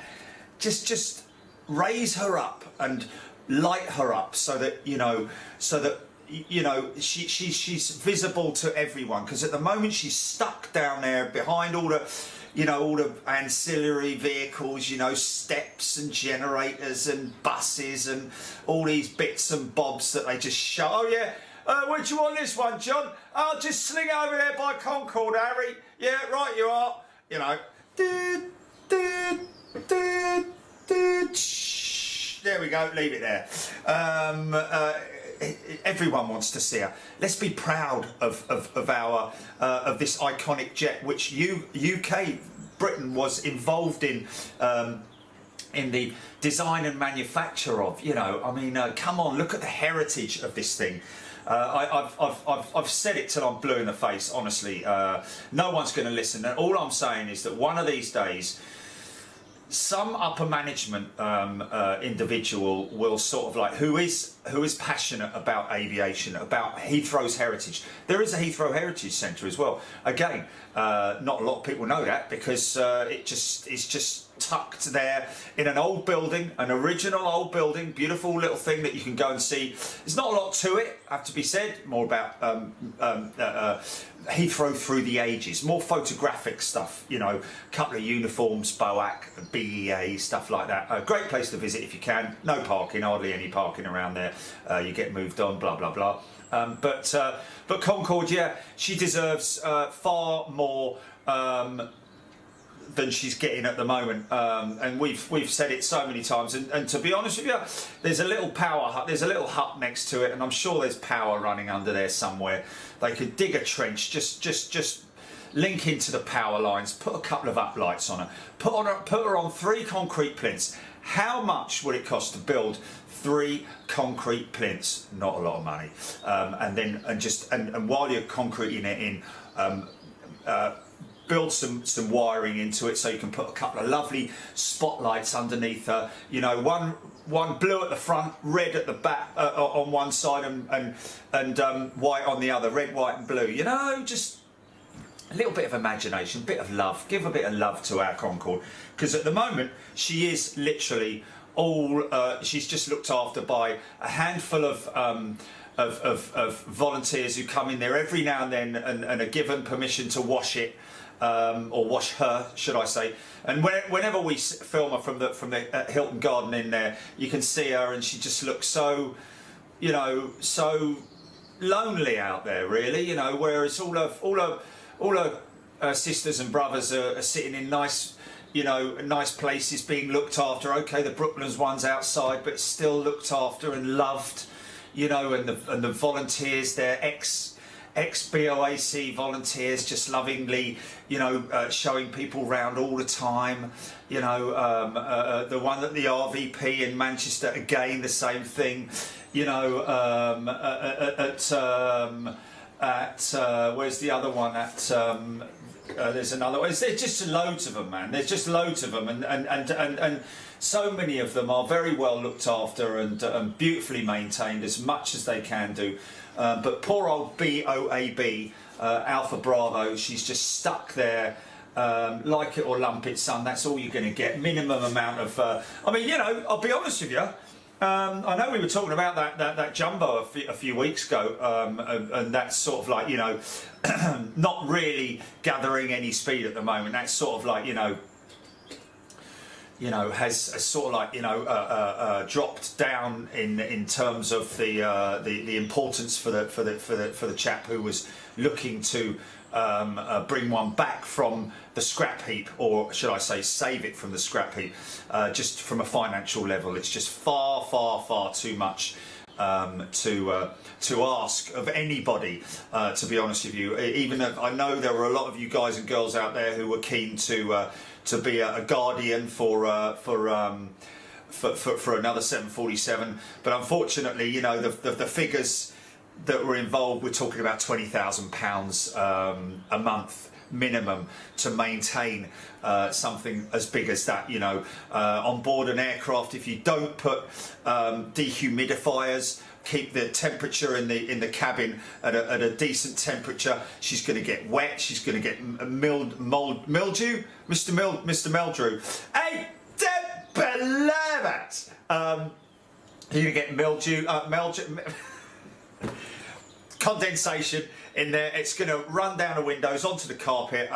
We've even seen examples here on Big Jet TV where we've been on board aircraft, you know, Shackletons, where there's water dripping from the roof, you know, which is just a great shame. But yeah, you know, you have to have dehumidifiers in there running permanently all the time. You have the engines have to be run up, fuel costs, parking costs. There's so many different variables to consider, unfortunately, which is why it looks like this isn't going to happen. However, a project like, you know, Save Heathrow's Concorde, if we were to approach Heathrow and say, look, if we can get enough people together to donate enough money to build 3 plinths and wire it in and put some uplights there, and so something that us as AvGeeks, every time we go past her, we're like, wow, yeah, we were involved in that, we did that, you know, wouldn't that be a wonderful thing? And a good bit of publicity, I think, for Heathrow as well. So yeah, that would be a great thing. Probably never going to happen, but there you go, it is what it is.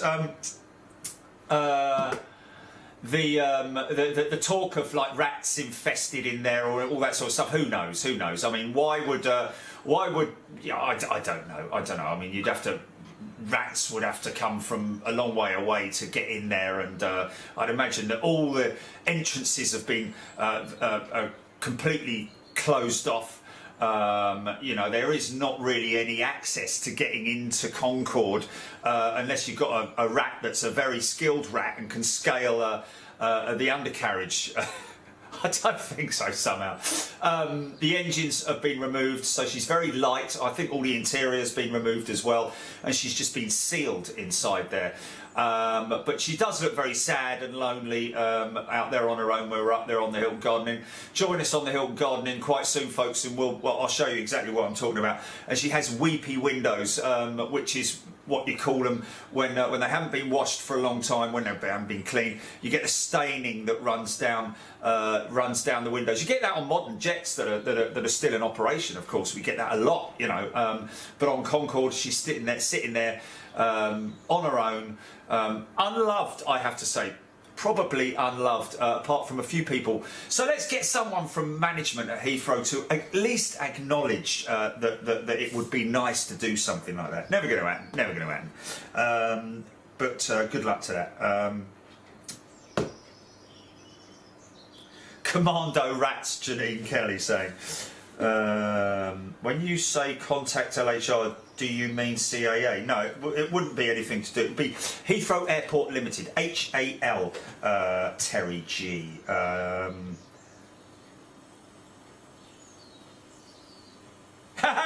Brilliant! Oh, that's funny. I mean, this is completely off topic, but I love hearing things like this, and I'm, you know, it's just tough luck. Fly tipping. I hate fly tippers. I hate fly tippers. Anyone who fly tips deserves to break down or have something happen to them. Not nasty, but something where they might think, yeah, I don't think I'm going to do that again because I don't want to have that happen to me again. But these people, it's too late. I just read a great LinkedIn post. 2 people flying tipping in a park got their van stuck. So the council turned up, crushed the van and prosecuted them. Way to go, whoever you are. Fair play. Good stuff, man. Like to see things like that, because fly tippers, you are scum. You are literally scum. You see it every now and then, don't you? From the little, you know, someone's just left a black bin liner at the side of the road. You dirty little piece of work, aren't you? Hey, think of yourself. Look at yourself when you come home and you think, oh, should I really have done that? You know, scumbags, and then you see the sort of like like the bed and the chest of drawers, and they've cleared out a whole room. What amazes me is when people call these people on the phone. They've only got a mobile phone number on their van, haven't they? They never have sort of like, you know, at John's house clearing services or anything like that. It's always some. But what amazes me is that these people don't check the validity of these people and make sure that they are valid and not sort of like, you know, just people that are going to say, right, okay, yeah, love, I'll clean that room out for you, yeah. 200 quid. Not like, oh yeah, 200 quid, then we're going to have to pay £70 down at the tip for disposal. So £270 total, I'll give you a receipt as well. No, it's all right, love, yeah, don't worry about it. Oh, John, back the fan up, right, got a couple of beds and a chest of drawers to bring in, a couple of TVs. You know, back it up, wait till about 10 o'clock at night when it's dark, go down somewhere, get the tipper, tip it on the back in the back of someone's field or something like that. You dirty little people, man. You dirty, aren't you? Dirty little scumbags who've never ever had any sort of like real things going on in their life other than being scum. Anyway, there we go. Yes. Right, okay, got that for charity. Cherry. Should we play something out, Jilly? Right, let's just have a look and see what we've got here. We've got kittens. I'll play kittens out. Okay, bring up the studio. Bring it up, you're dead! Okay, I'm not dead yet. Oh, shall I have a go at this? Shall I have a go at this thing, Jilly? Hey, shall we have a go at this? Let's have a go at this then, folks. So this is a new flight simulator. It's a mobile flight simulator, which was I was made aware of by Jilly. Okay, I'm not on that, so I don't need to. So I'll come off of that. Put that on there. Put that on there. Now. If you remember, should we play out Mike's Spitfire scramble first, just so that we can show them what we're talking about. This is just the most amazing thing, ladies and gents. Okay, why is that? Oh, okay, don't like that. Okay, it's not working, mate. Okay, that might have to be. There we go. Bibby dop. Right, okay, cheery.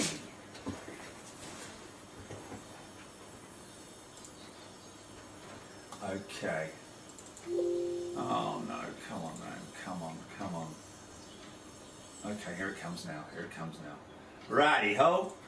Okay, let's go to Sim Files. Bulldog Mike. Okay, so this is, let me just bring that up here. This is just awesome, man. This is just awesome. When we saw this the other day, I did... Oh! Okay,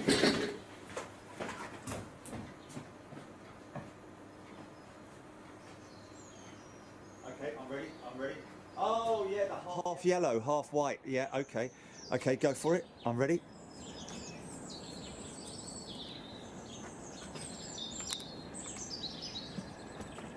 What's the direction that it's taking? Okay, tight or sort of like Virgin BA's type? Okay, good. You say ABX, did you? Yeah, ABX 767, is it? Or it's a DHL operation. Here she comes, I can hear her. Wow.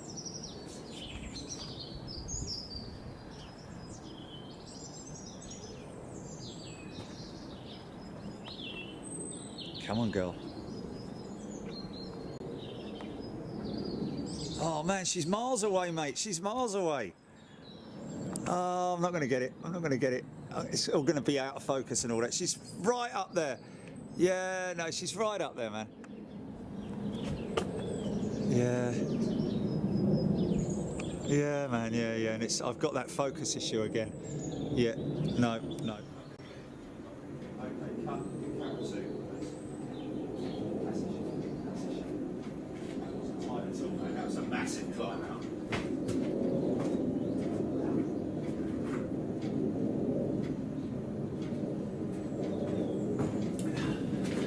Sorry about that. Okay, so this video is just phenomenal, ladies and gentlemen. This is Bulldog Mike. He obviously has Microsoft Sim 2020, is it, Chili? MSFX, Microsoft Sim.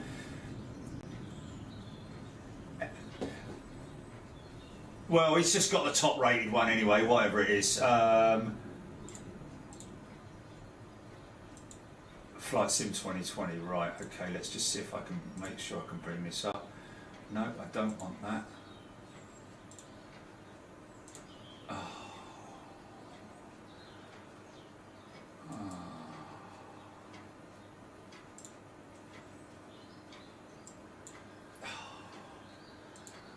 It's just different, is it display capture? Let's just have a look. Okay.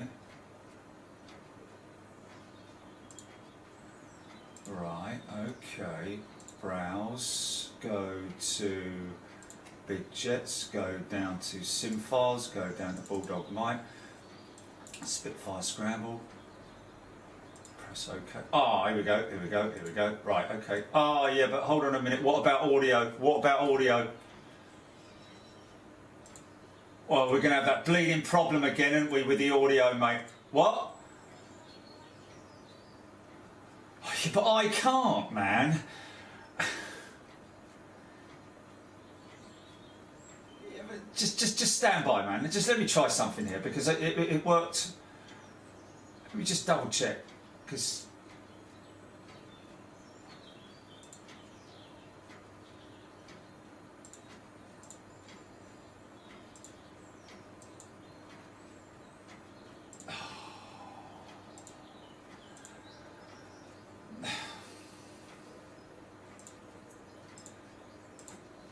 Oh, blooming heck. Let's just try this.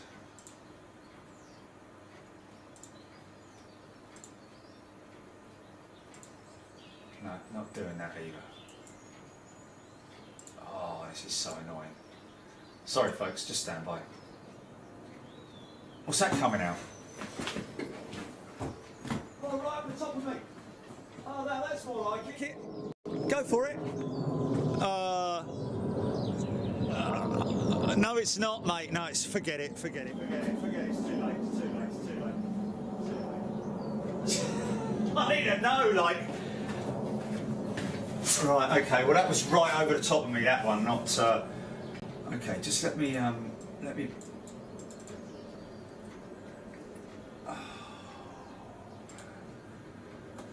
Oh, this is so annoying when this happens, man.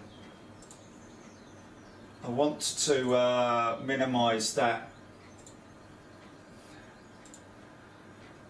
Don't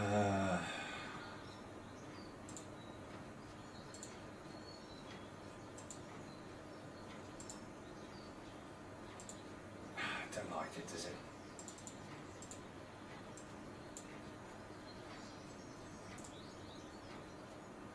Well, it's been working on everything else I've been doing. Oh, yeah, but it's been working on everything else that I've been doing, man.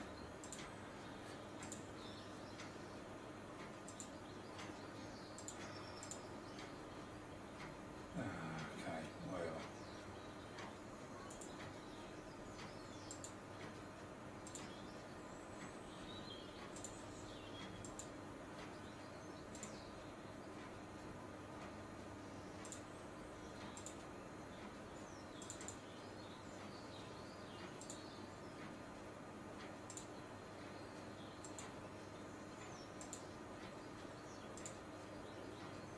Yeah, it's just defaulting. Alright, let's just try this one.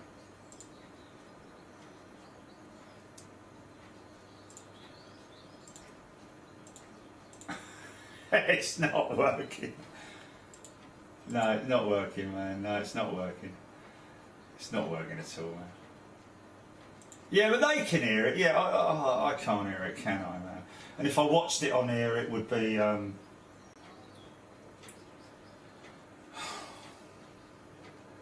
mean, half of the enjoyment is to watch it and hear it with everybody. I want to...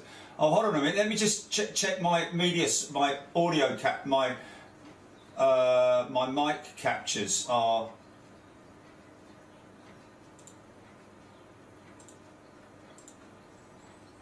Okay, right click what?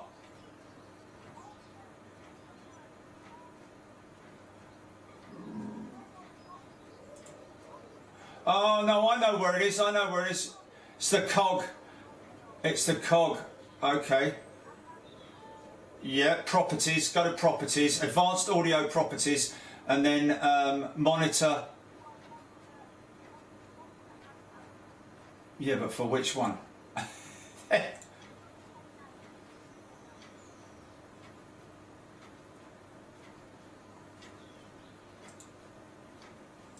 Okay, stand by. I think I've got it here. I think I might have it.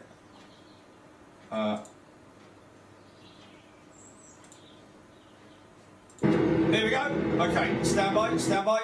Okay, folks, this is just awesome. This is just absolutely awesome. It's worth the hassle just to get to this. So, if you're new to Big Jet TV, we have a weekly get together called the Sim Files, and we have I think at the moment we have 2, 4, 6, 8, 10, 12, 14 sim pilots who are submitting stuff for us to play out. And this one particular one, you know, because you know, you've either got your sort of like basic, very basic. Why can I hear myself here? Oh, wait a minute, I need to turn that mic off, don't I? I've got another mic on here somewhere. I can hear myself talking here. No. Hold on, check. Hello, yeah. All right, okay. What I'm going to do is I'm going to take this mic out. Oh, if I take that mic out though, then they're not going to hear me. Oh, for God's sake. Oh, okay, so as you know, folks, I love my historical stuff, but I also love my modern military stuff as well as the commercial stuff, everything to do with aviation, basically. But the call out is for our sim pilots to create scenarios, you know, bad weather approach, engine out, QRA, all of those kind of different scenarios or simulated situations that might come about, and so far it's doing really well. And I did say, you know, Mike did a QRA the other day as well with the Bear, which was another one with the F-16, but this is a military World War II Spitfire scramble. Looks like they might be going out of I don't know, wherever it might be, Biggin Hill or something like that, being called up. I think there's a squadron of them, and they're going out to intercept an incoming bomber stream from Germany, which looks like a pack of ME-110s. Maybe Heinkel HE-111s as well, but this is just fantastic. It just gives you a real good insight, and it's just simulation. This is simulation. Enjoy this one, folks.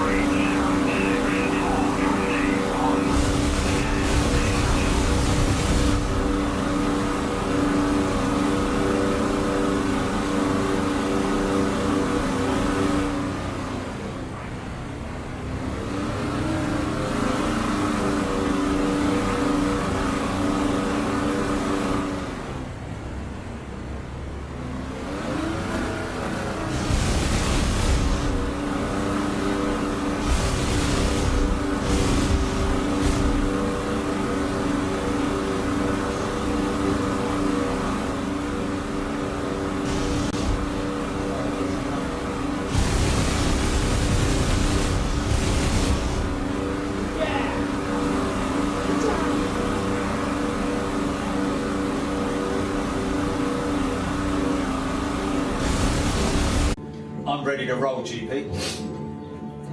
Okay. Oh my God, are you serious? Oh.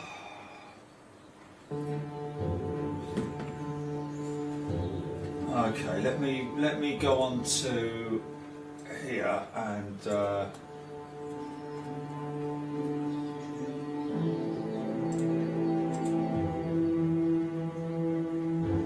I'm on camera too, yeah. I'm live with audio, yeah. On camera too.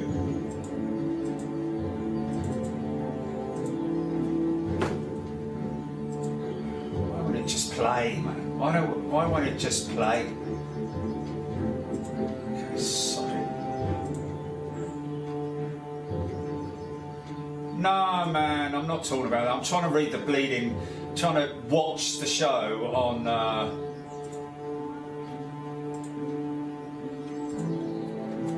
Sorry, folks.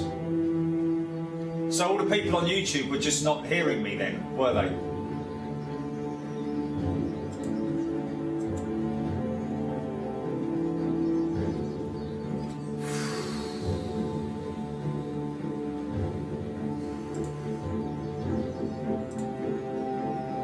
It's 20% off Top Shop and Top Man at ASOS now.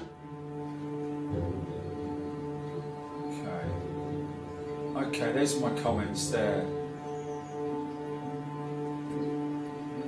Yeah, sorry folks. Are we all back on again, Julie? Drinking bottom. Please do not swear. Trust me, man. It's hard, it's hard, it's hard. Right, okay. Audio being picked up, everything being picked up, etc., etc. We're all good. We're ready to start playing. Okay, here we go then, folks. No pit. We're just going to go straight into this. Okay, they can hear the audio on it. They can hear the audio on it, yeah?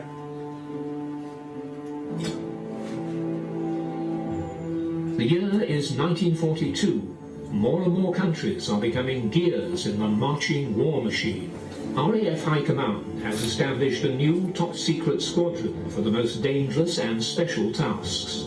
The new squadron leader is heading to the base to take command of this unit. Who's that like?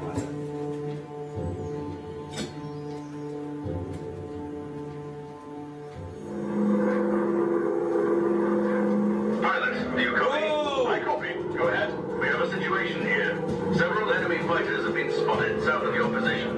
You are our only operational fighter right now.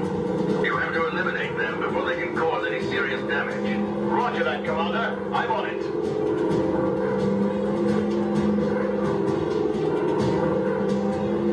I'm on him.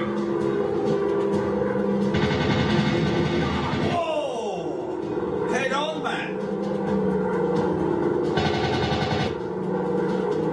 Oh, he's behind me, isn't he? It's a hurricane. This is a hurricane.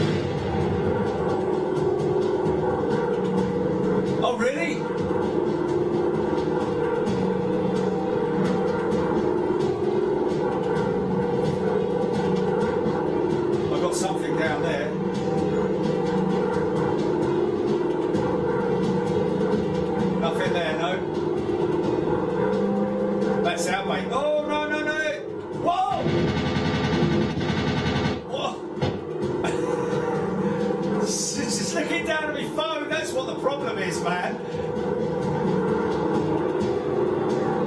I don't know which way to go, man, this guy. I think this is the stuff on the ground that they want me to get, isn't it? Whoa, someone's shooting at me.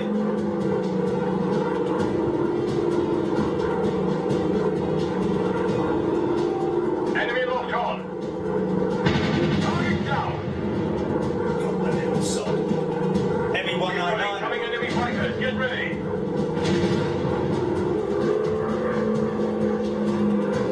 It's very sensitive, isn't it?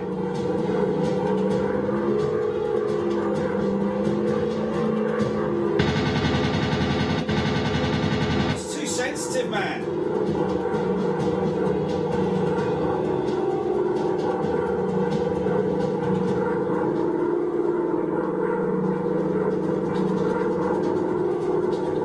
I'm closing in for the shot. Enemy down.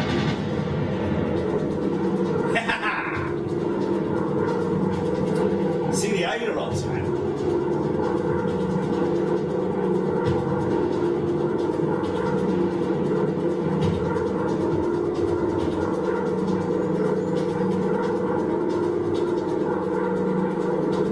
Enemy locked on. That's a 109. Objective completed. Hooray! Then close it up. Flight leader to command. Target is safe. Splendid. Okay, now what do I do? Look, that's...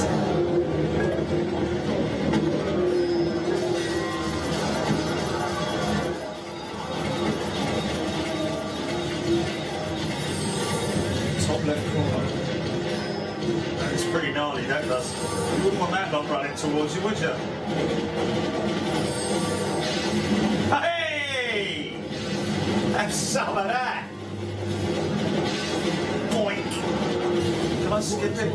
Wait. Okay. Okay. You did a great job with those fighters. We still know how they found us. Don't know how they found us. The location of this base is top secret. Looks like Dowding, that fella on the left, doesn't it? I'm glad we have you. I'm sure you'll make an excellent squadron leader. That's Dowding on the left there, I think. Okay, yeah. Right. Oh, okay. Scroll down to the bottom for remove adverts. Oh. Okay, I'm going to have to come out of that, aren't I? Right, okay. Oh, wow, look at this, look at this. Our intelligence has discovered that... Oh, man. That whole thing I did without it being on full screen.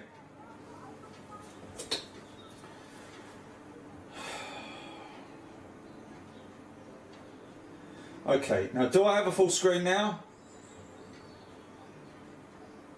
Well, it's too late because I've already... I didn't do it. I didn't do it because I turned it off because I thought it was on full screen. So now I haven't purchased it. Oh, Jesus. Okay, take it off of OBS, put it on camera 2, please.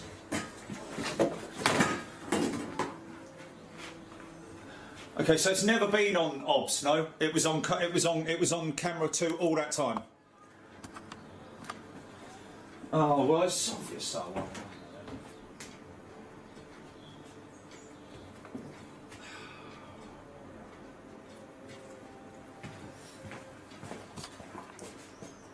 No, not yet. Not yet.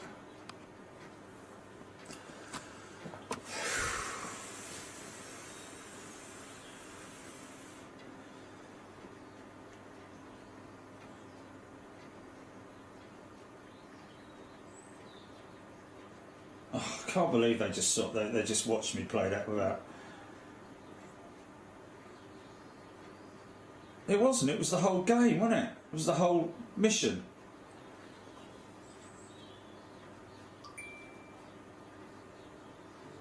It was a mission. It was the first mission, wasn't it?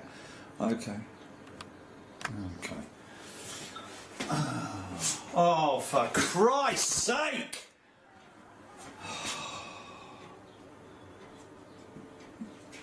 Flipping heck, man. Right. Okay, mission 2, Jilly, yeah?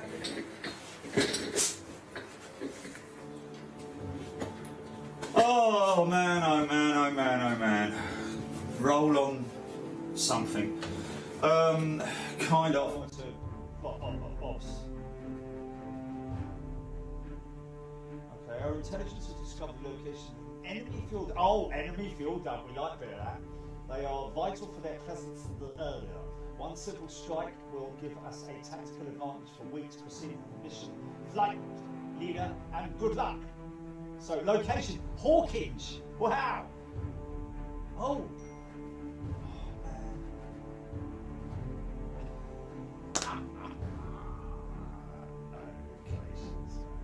Come off ops, Julie. Come off ops, please. Off ops. Onto camera soon.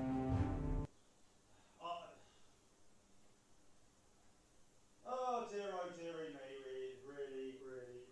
Oh dearie me, really me, dearie me. Okay.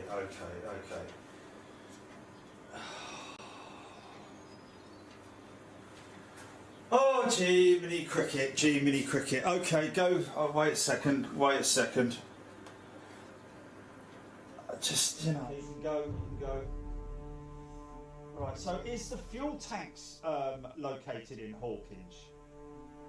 It is, isn't it? Why would there be fuel tanks in Hawkinge? Why would you want to bomb your own country? Anyway, it is what it is. So is this bombs I'm doing now?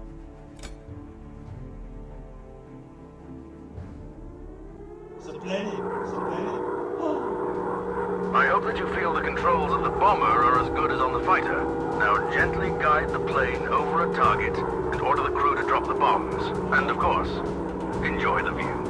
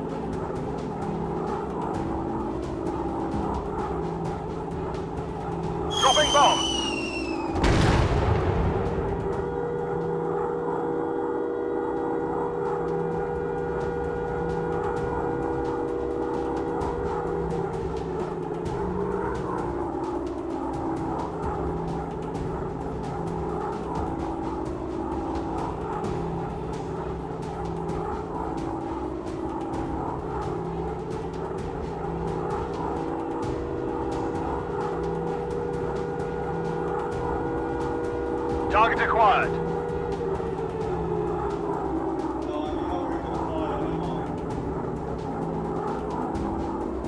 Dropping bomb. Target eliminated. Bomb away.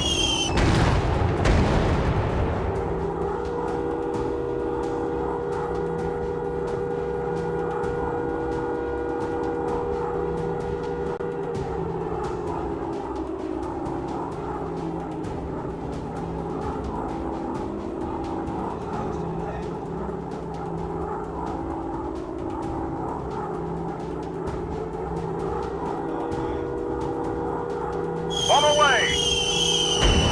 That fuel tank is a big ball of fire now. Dropping bombs.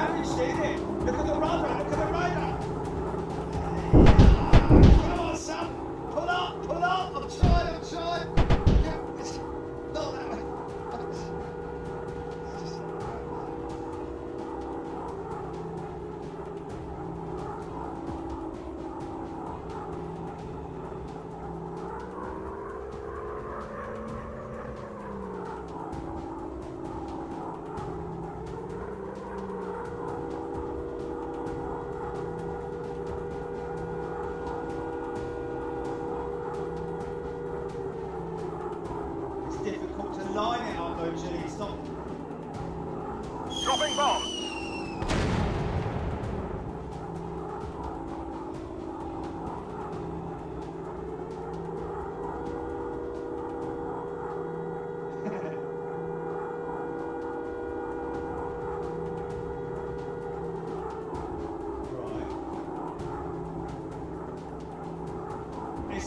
This is knackered. This plane. I just turned left. It's absolutely knackered. Yeah. So I'm basically flying on.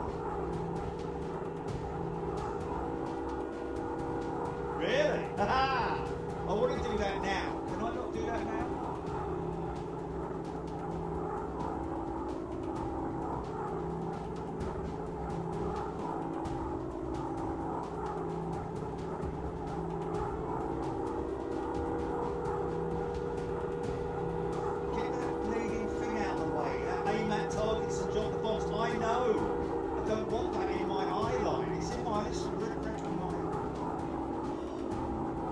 This thing's all over the place, Jim. It's going to take hours to do this, man. It's taking hours to adjust itself. Dropping bomb.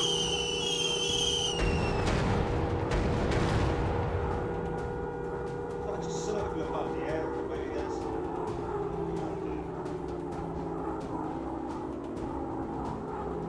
Dropping bomb.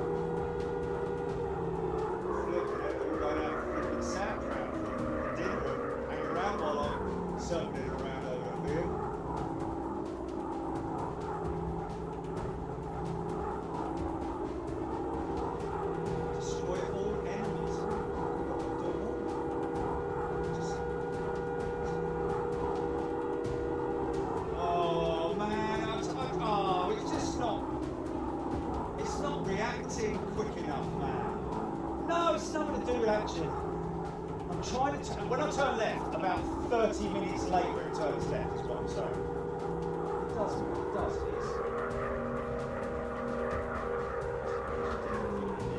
Smash it for a whole wood. Doesn't give me altitude, does it?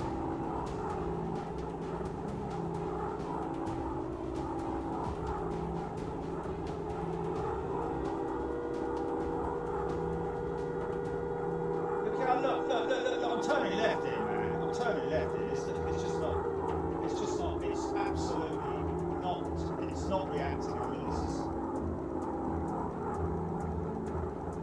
I'm trying, man. Oh, man, I'm giving up, Julie. I'm giving up.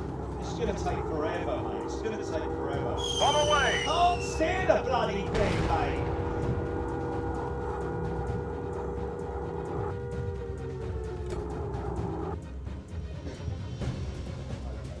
Restart mission.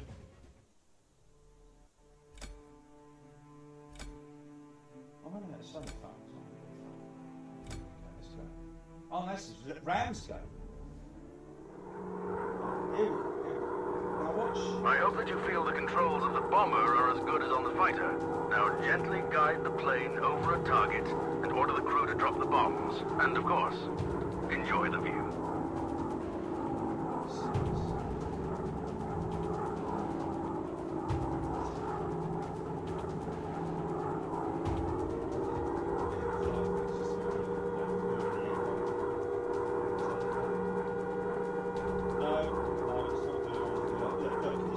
Camera 2.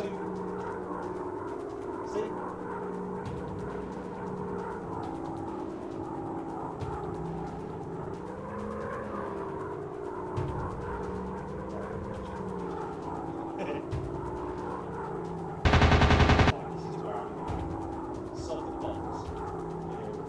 Here we go, we're going to come in for low strafings. Oh, man.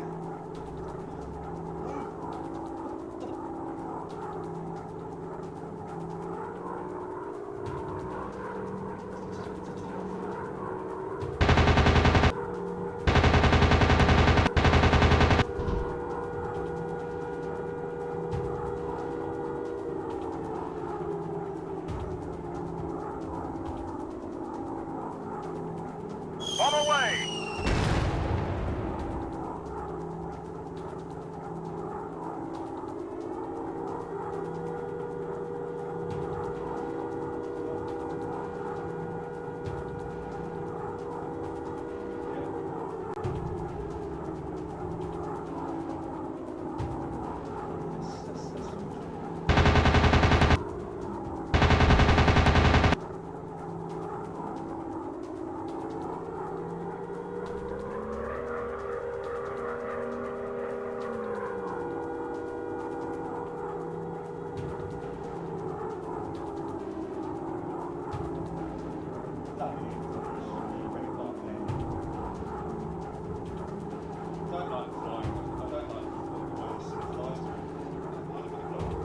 Okay, let's do something else now.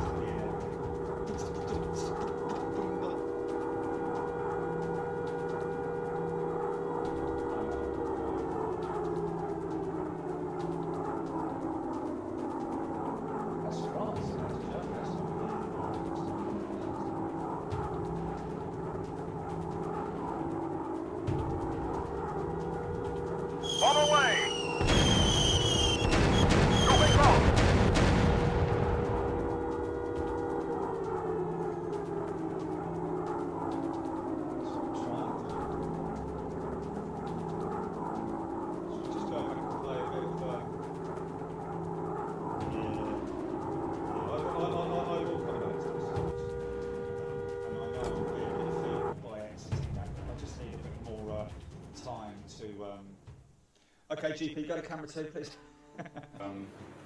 Okay, GP, go to camera 2, please. Not exactly Biggles, am I? Oh dear.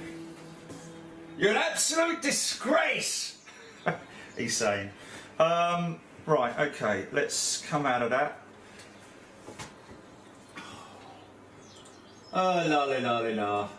Okay, that was useless. Let's now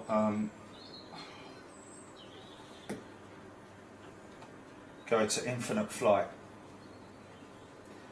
This is going to feel like a flipping cakewalk compared to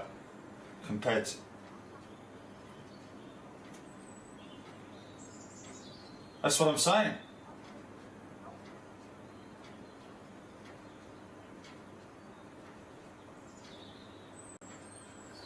Okay, you got this on ops, yeah?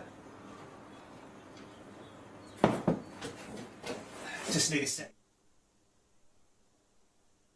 Now, this is something that somebody said the other day, didn't they? They selected a flight from one place to another, and then it crashed because it went.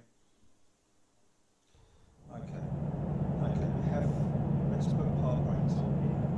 Now, this was it here.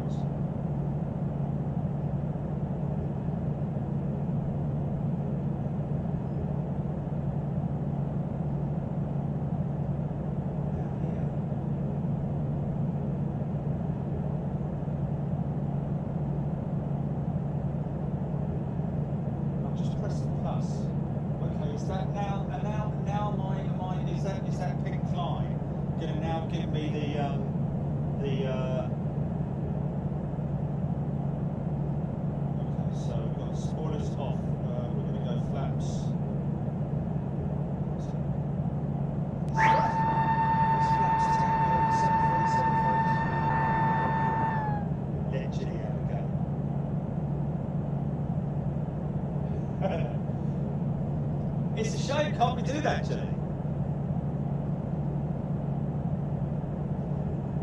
Yeah, you pull into odds, you go into odds, load it up your end, and I can watch you. Okay, I'll let you figure it out, I'll just have a quick flight, yeah? Okay, so here we go then, here we go.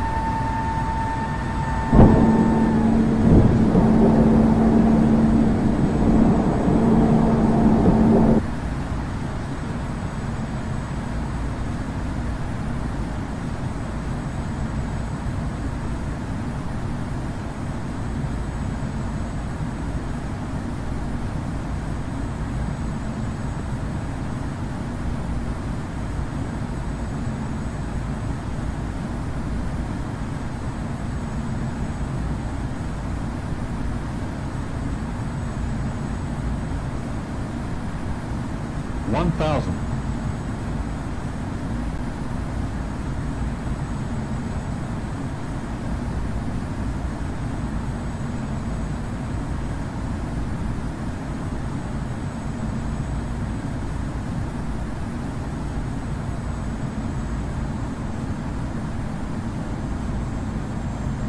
500. 400.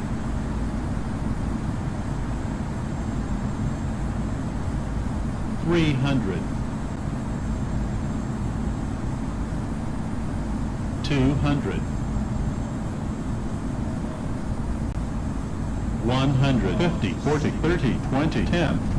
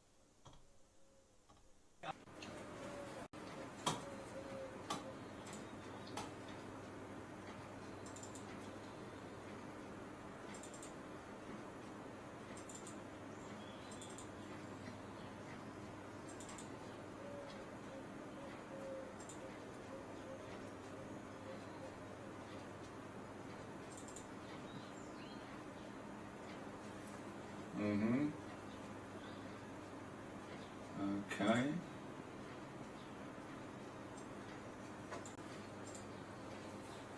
Am I on camera too, Jilly? Am I on camera too? Okay, sorry about that, folks. Okay, Jilly. Oh, okay. I'll have another go then, shall I? Shall I have another go? Okay. Here we go then. Here we go.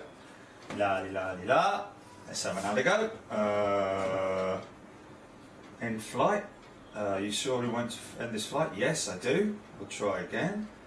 Well, I'm getting better. I'm definitely getting better. The approach speed is getting. I've just got to get the altitude and speed calibrated enough for me to get it right. So I'm desperate to get into that to that point of time when okay.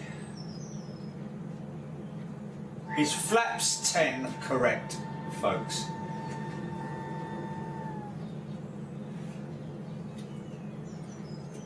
So here we are at on 28 right, and I want to. What I'm going to do is head out, straight out towards on that line there, and then do a complete 180 and head to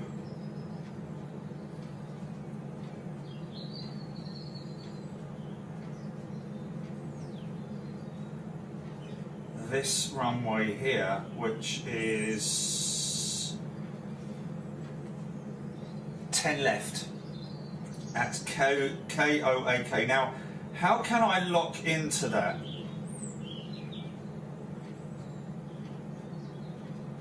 Okay. How can I lock into that for my autopilot? Is that possible?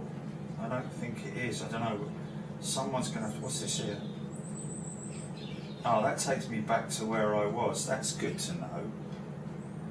Fixes nav aids, airspaces, taxiways. Let's just see if there's a nav over here.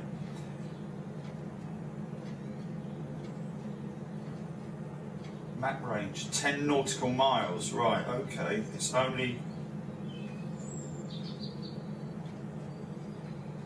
Okay. Hey, there's a pushback there, look. So I don't understand all these nav 1 and nav 2s and all that. Map range, CRS1. Looking forward to seeing Jerry on Microsoft 2020 when it comes out on the Xbox, Rob's saying. Okay, here we go. Let's just do it, shall we? Right, okay. Power up. Here we go.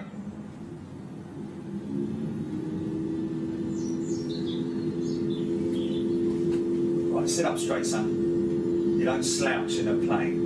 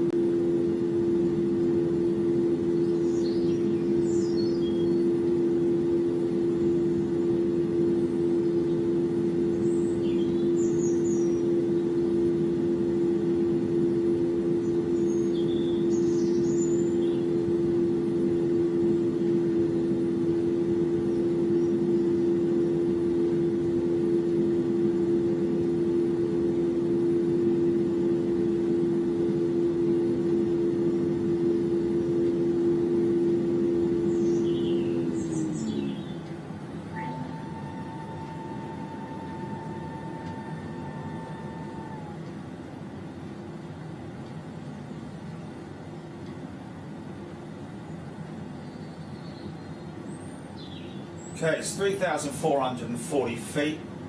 Keep it at that. Power down a little bit. Okay.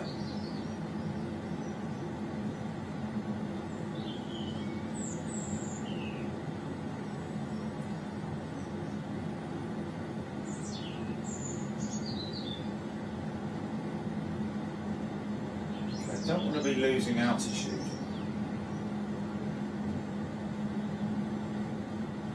Why am I losing altitude when the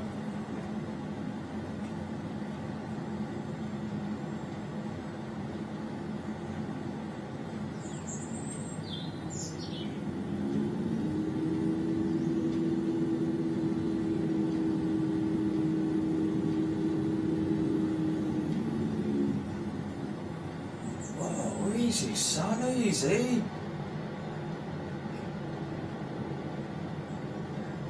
Why is she?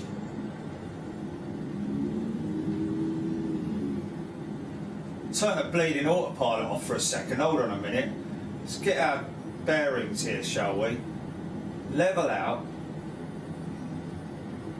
There we go. 68%. Speed's a little bit high. 2,800 feet. Here we go.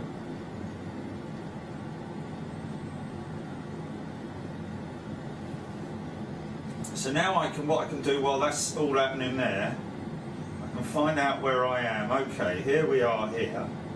Right, so what we need to do is stay on this heading for a little bit further, for a little bit longer, and then we're going to head over to our right and then make an approach into whatever that is over there. Coac. What's Coac?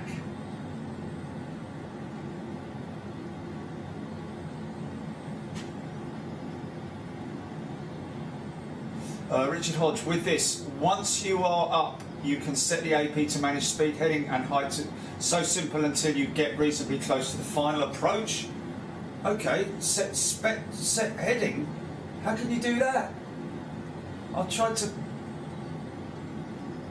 Okay, let me have a look here. Heading 276. Oh, I don't know what. I don't know what. I don't know, no, I'm not going to touch that.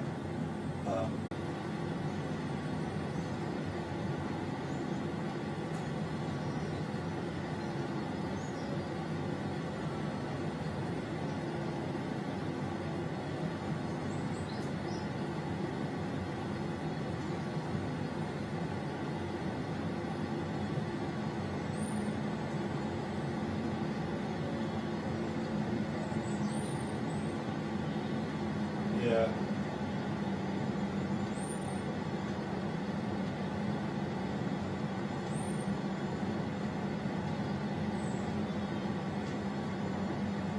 Let's tank it, his internet's playing up today and all.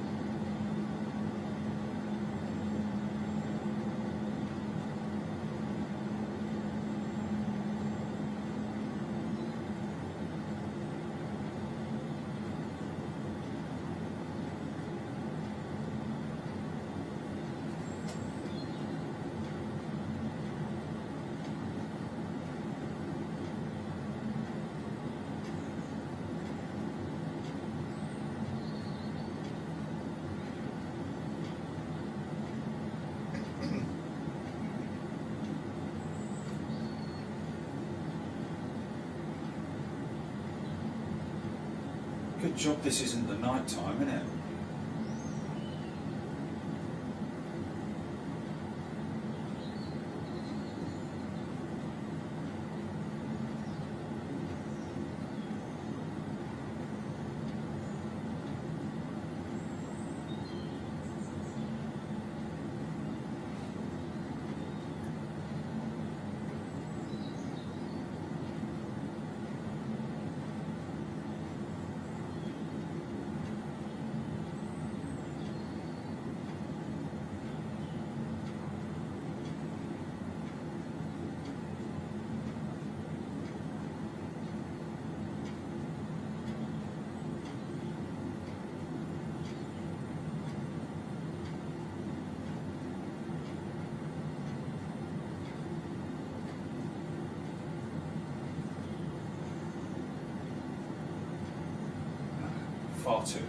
Far too low, son.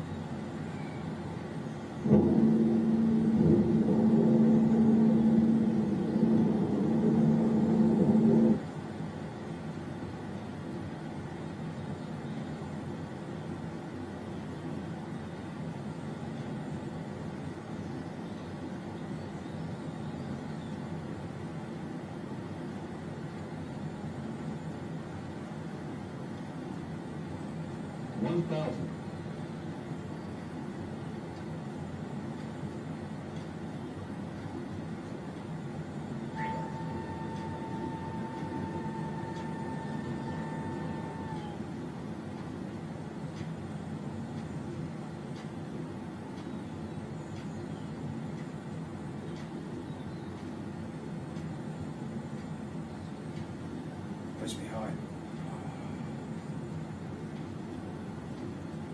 Oh man, I'm miles off.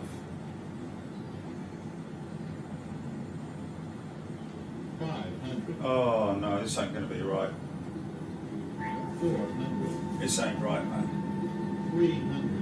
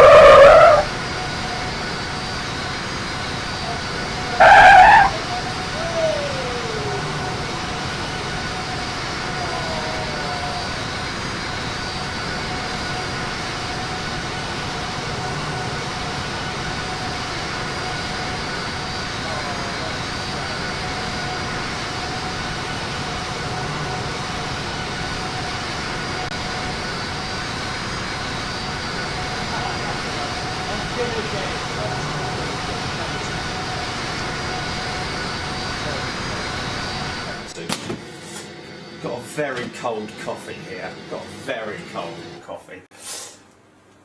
Okay, sorry. And Rob, it wasn't grass, it was water, I think. But hey, that's me nitpicking, but yeah, sag Dad. We'll get there in the end, folks. One of these days it's just going to suddenly click. I have every confidence that it's going to be much like that time when I was using the fuel powered two-stroke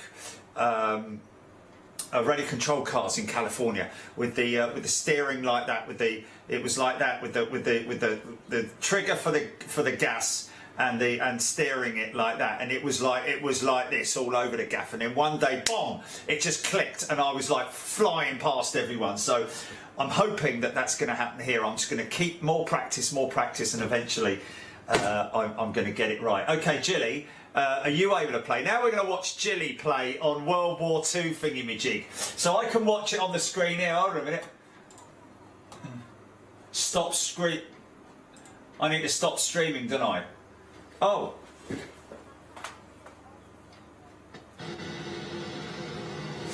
Okay. You're on, which camera are you on, Jilly?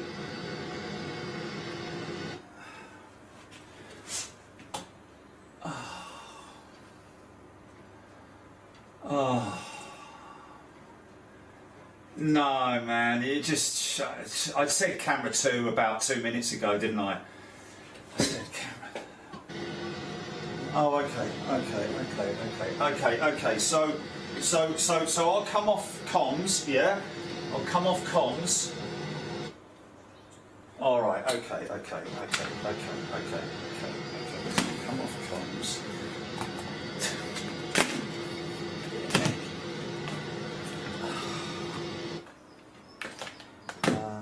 Come off comms. Go to this one now.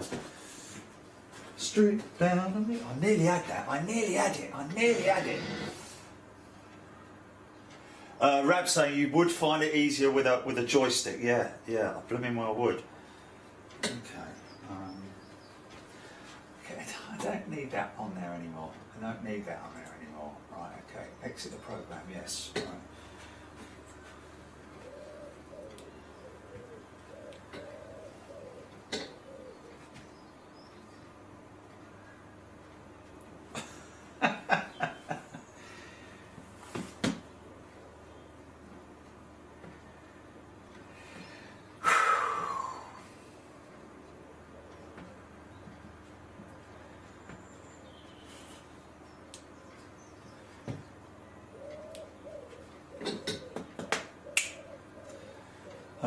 Okay. Have I got 2 minutes to go for a wee quickly? Can you put on camera 1 outside, just quickly?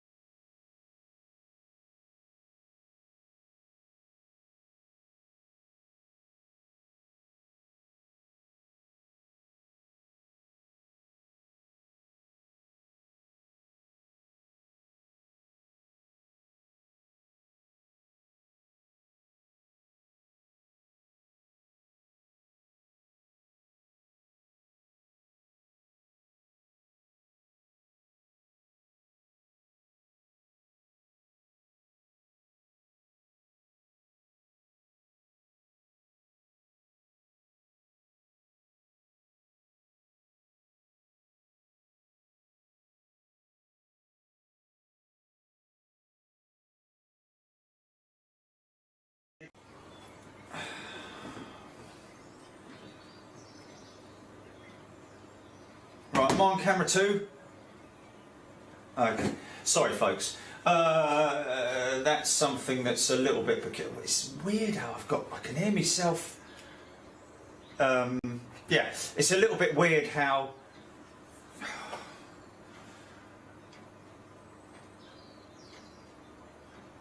Have you switched the? Because when I yeah.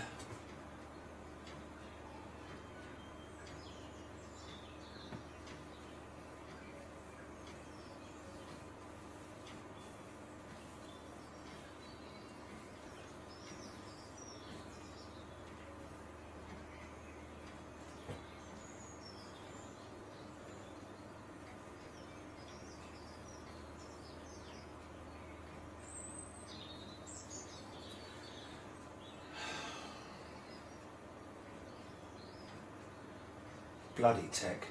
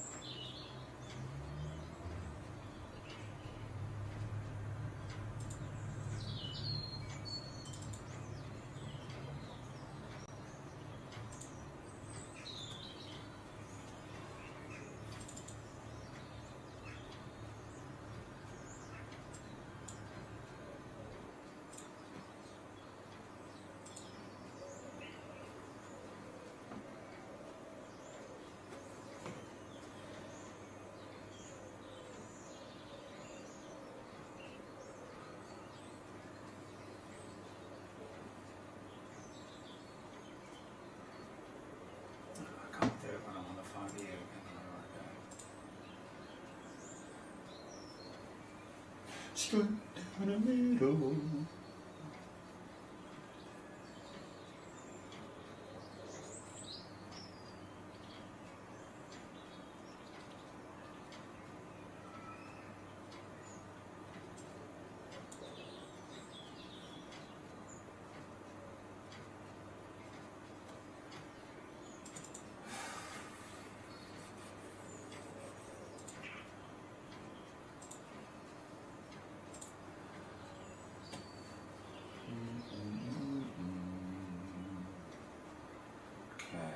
Uploads on studio. Oh, gee, I'm swearing, just keep swearing.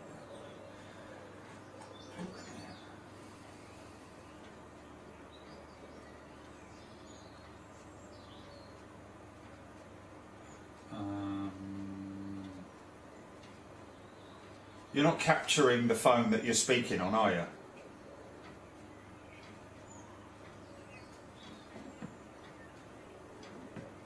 Right.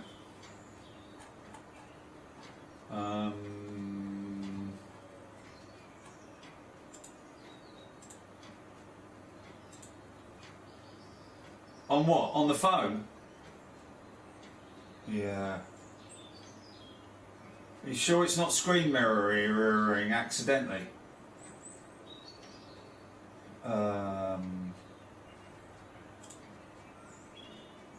Yeah, I know. Yeah, and it's very annoying because you do that and then you need to add another audio line though, don't you? You need...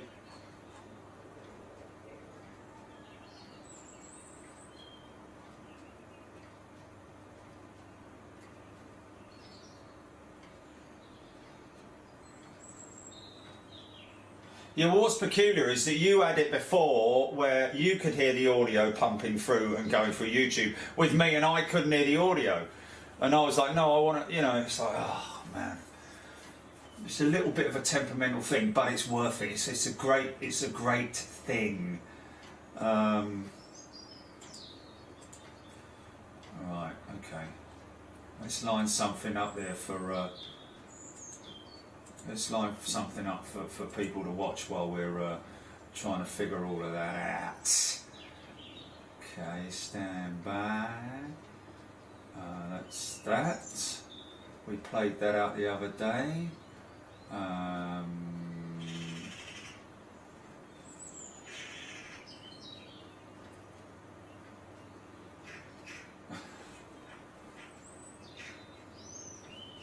Well, that's peculiar.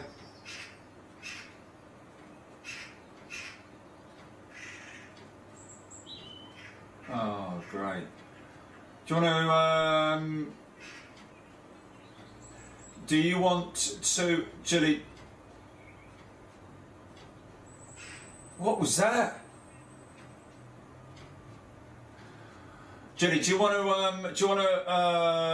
to, do my obs?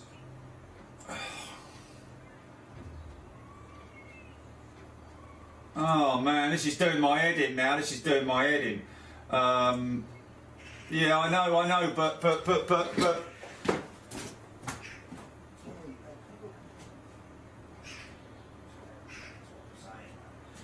Because that's what gets me, you know. Try and do it without doing that.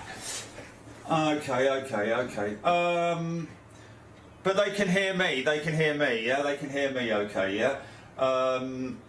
Let me just plug that in there so that.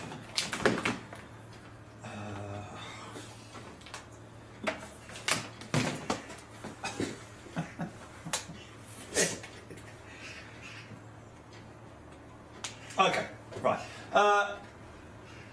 So if I play that out there, on there like that. Plug that in there. So hold on a minute. Now, why am I hearing myself? Why am I hearing myself? Yeah, I can hear myself now. Now I can hear me. Okay. I can hear myself because I'm playing myself out on the video that people are watching. Okay. So, wow. Oh dear, oh dear, oh dear. Right, window capture. Let's just see if we can get this up here. Still window capture here. And that's it there. Okay on there.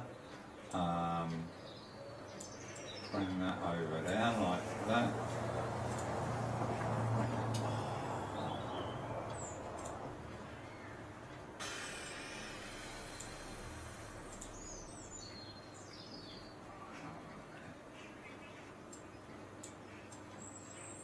Right, okay.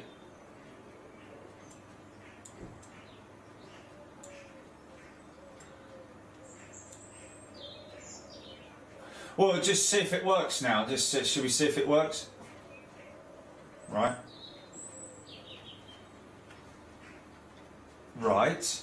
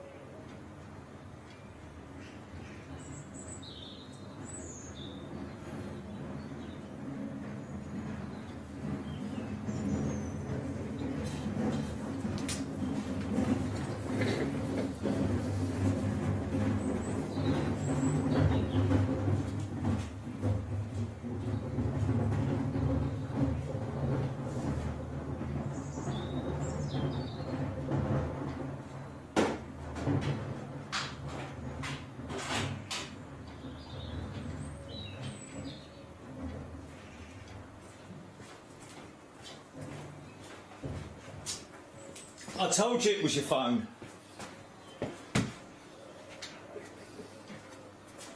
Oh no, I didn't tell you it was your phone. It was your phone that had a glitch. Your phone was yeah. No. Can you just wait a minute? Can you just wait a minute? Because I'm just making a coffee.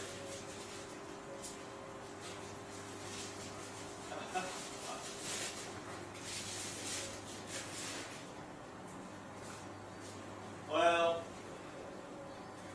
it's like we said this morning, innit? Like, you know, you don't hear all the. Can they hear me? Are they hearing me? don't know who's saying what at the moment. Okay, but it's like we were saying this morning. You know, it's only you and me in it. On Sky Sports, there's people in back room shouting at each other. We've lost Mike on number 4. Camera, we lost Mike. Okay, get the technician down there. It's like, you know, this stuff. Yeah.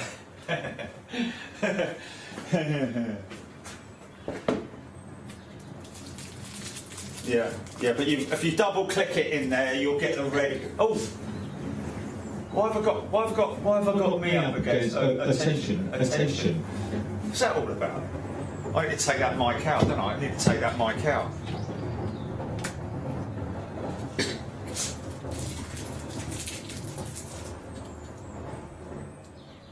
Right.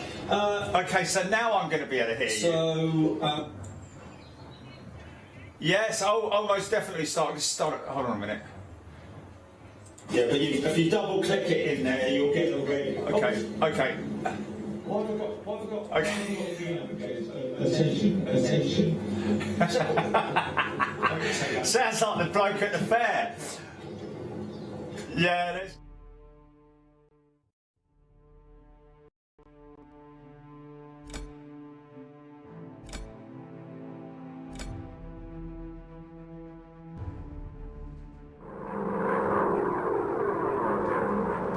Squadron, here are your objectives for this critical mission. Engage all enemy fighters. We're confident that you can handle this mission. We're on it.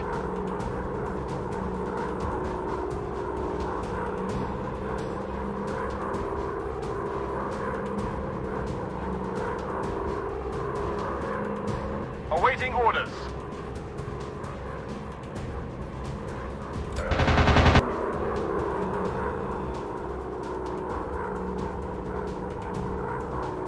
Got him in sight. Lots of smoke coming out. I have him. That's a confirmed kill on enemy fighter. I have him. Enemy fighter eliminated. I have him. Enemy fighter eliminated. Enemy fighters approaching. Watch your 6.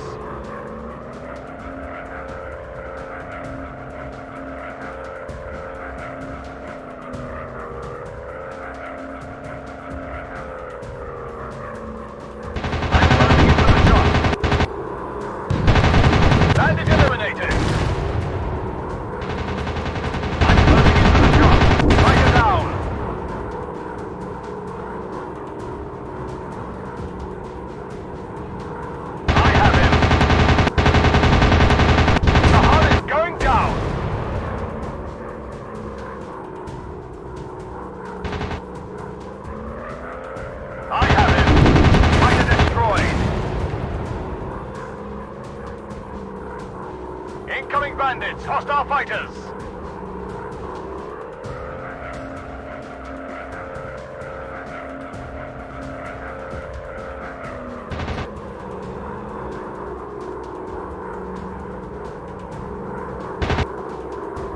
I have him! That's a confirmed kill on enemy fighter!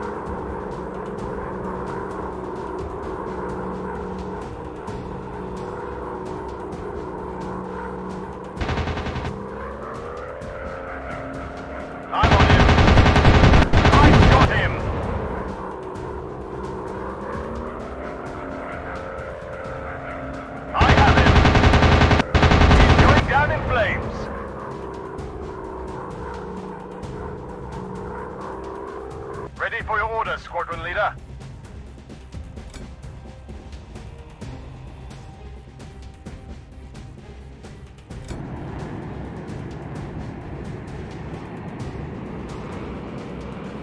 I've got him! I have a visual on enemy fighters.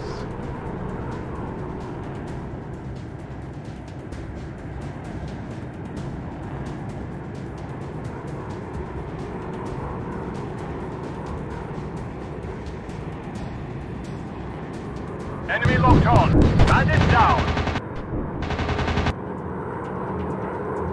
Enemy locked on. Fighter down. They got me. Good kill. Enemy fighter going down in flames. Got him in sight. Target down. Objective completed. All objectives achieved. Time to go home.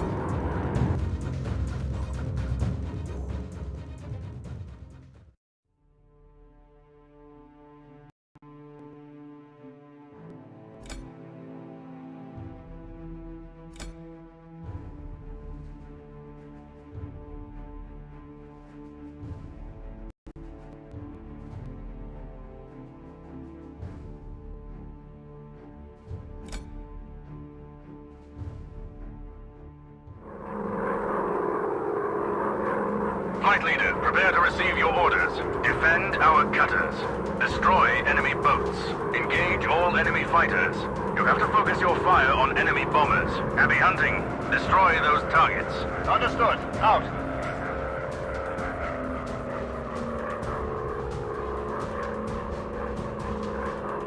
I'm closing into the shot. Fighter down. Got him in sight.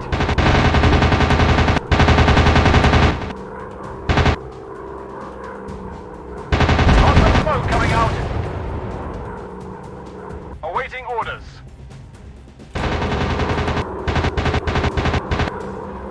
He's firing at me. Enemy locked on. That's a confirmed kill on enemy fighter.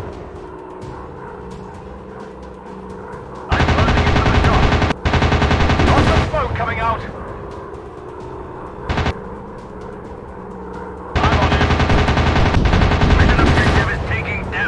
Good kill. Enemy fighter going down in flames. Ready for your orders, squadron leader. We've got incoming enemy fighters. Get ready.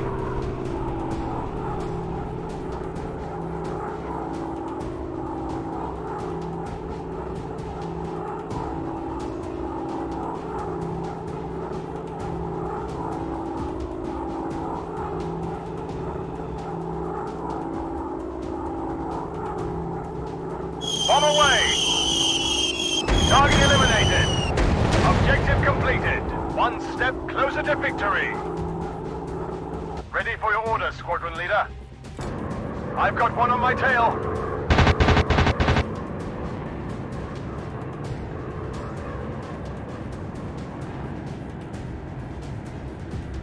Enemy bomber down.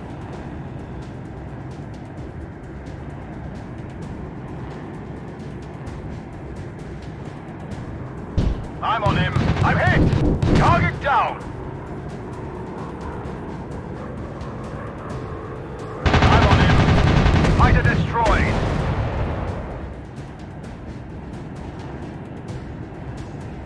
I'm on him. He bought it. I'm hit! Got him in sight. Enemy bomber down. I have him. Enemy bombers in sight.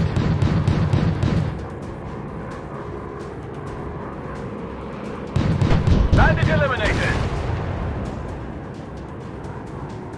Bandit down. Mission objective achieved.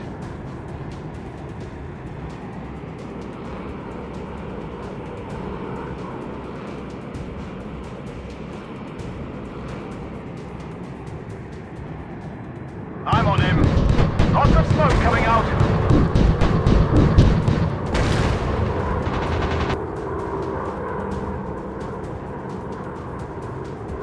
I have him.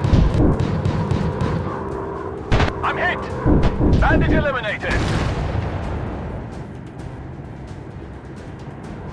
Hostile bombers spotted. Standing by for orders.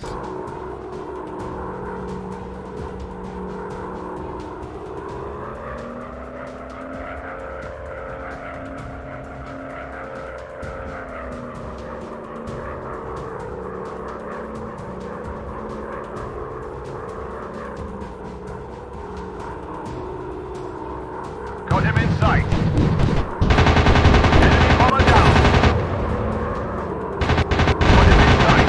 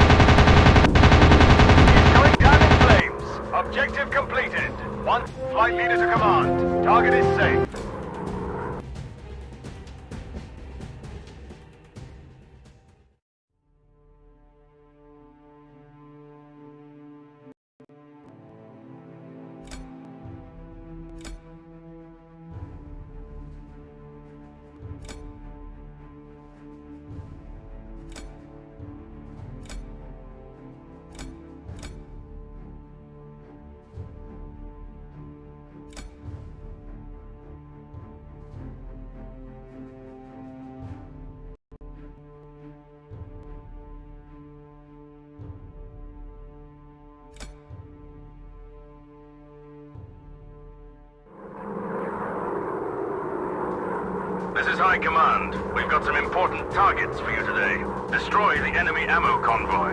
Destroy anti-aircraft vehicles.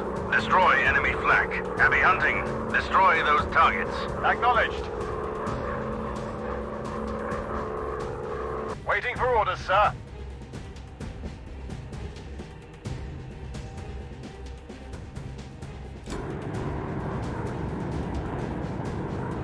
Bandit down. I'm hit! I'm hit!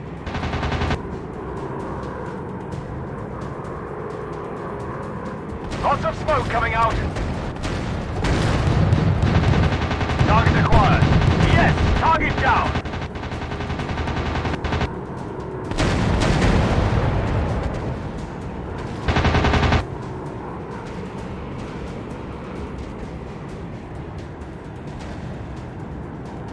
I've got this target. Target eliminated. I'm hit.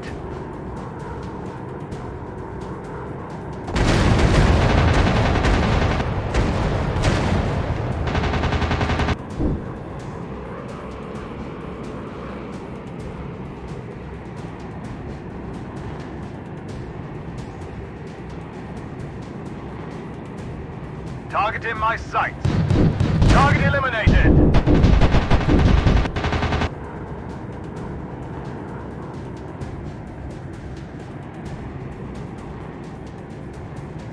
Target in my sights. Rocket away!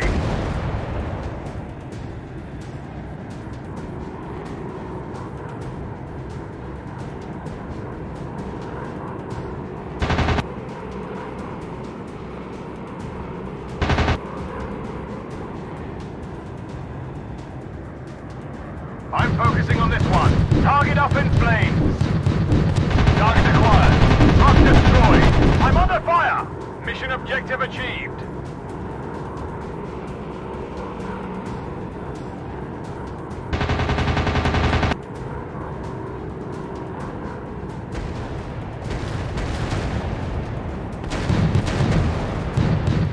Target acquired.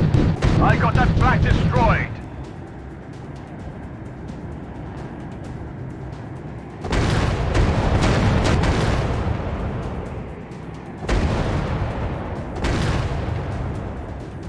I've got this target. Enemy down! Blasting! Flak destroyed.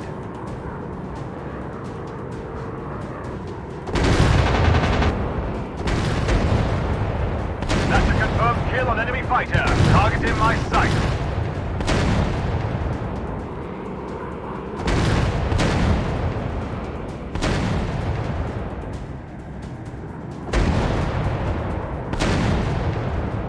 I've got this target.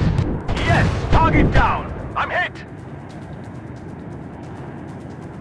Enemy down!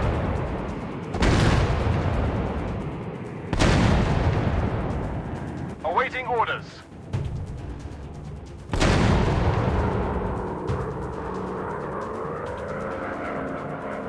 Got him in sight. Bandit down!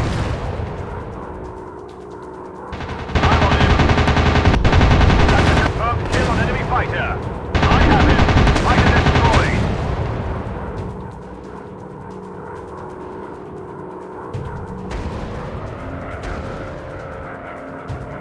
Got him in sight!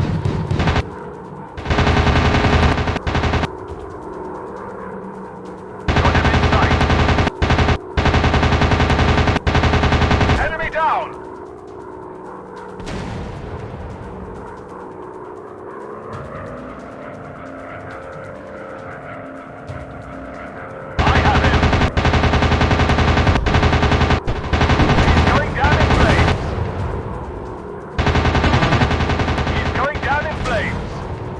Waiting for orders, sir.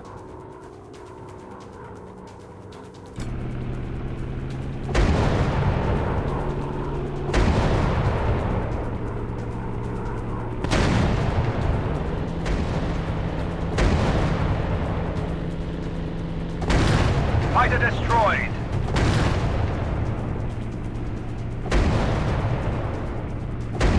Bandit down. I have a visual on enemy fighters.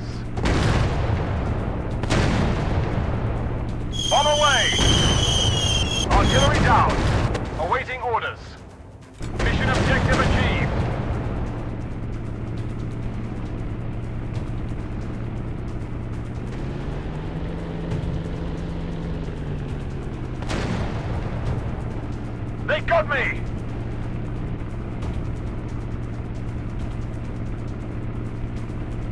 Dropping bombs! Yes, target down! Objective completed. One step closer to victory. Ready for your orders, squadron leader. Enemy locked on. Bandit down! I'm closing in for the shot. Got him in sight. The hull is going down!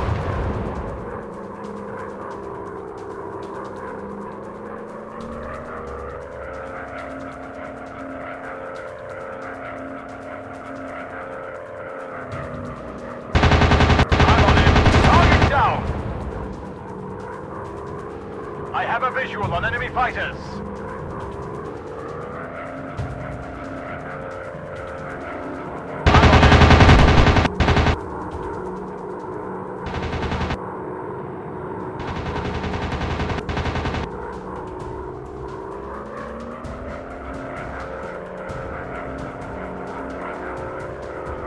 I have him. Good kill. Enemy fighter going down in flames. I need some help with those bandits! I'm on him! Good kill! Enemy fighter going down in flames! I'm closing in for the shot! Enemy fighter eliminated! I have him! Fighter down! I have him! I'm hit! I'm hit! I have him! He fought it! I have him!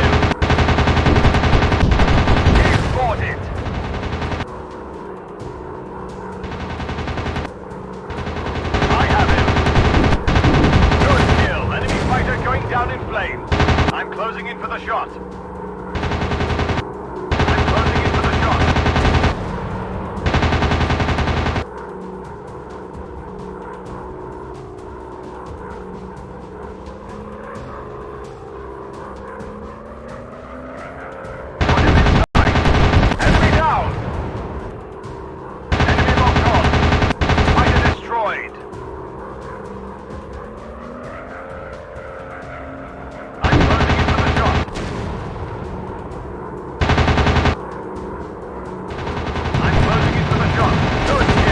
Fighter going down in flames.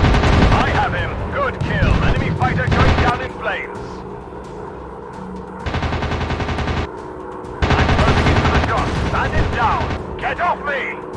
Got him in sight. That's a confirmed kill on enemy fighter.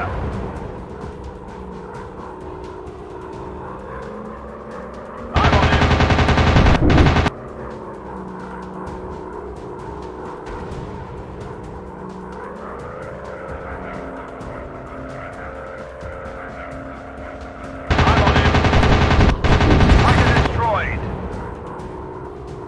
Get him off me! I'm closing in for the shot. Bandit down! I have a visual on enemy fighters.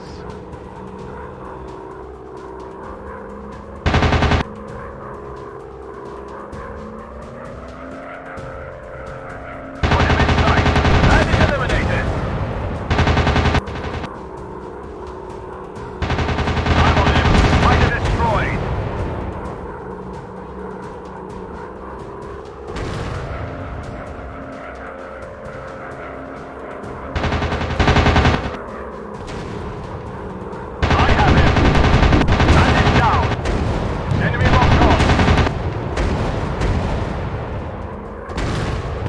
I need some help with those bandits! Control, fairly responsive. Hope I make it back to base.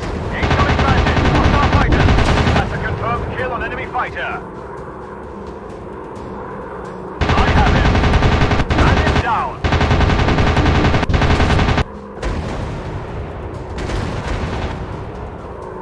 Enemy locked on. Enemy fighter eliminated. I'm on him.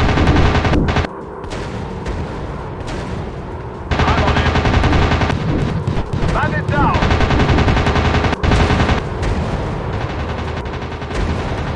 I'm closing into the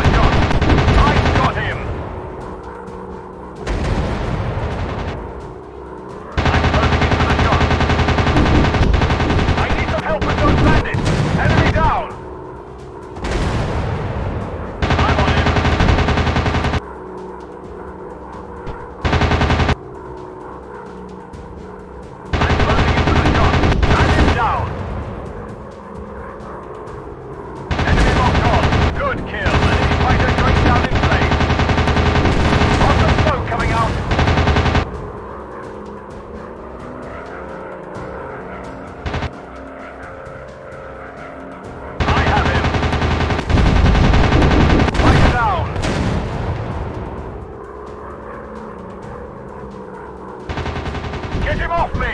You're on your own. Returning to base. I have him. Enemy down!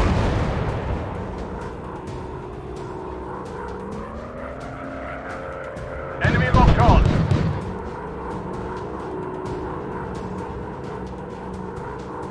He's spotted. All objectives achieved. Time to go home.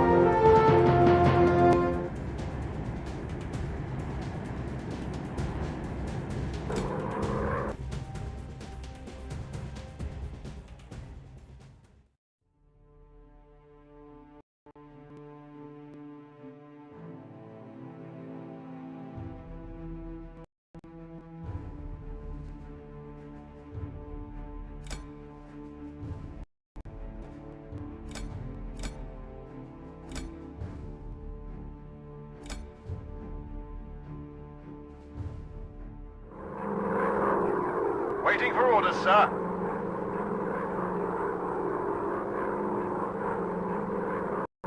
We're on it. Attention squadron. Protect our train transporting tanks. You have to focus your fire on enemy bombers. Engage all enemy fighters. We're confident that you can handle this mission. Understood.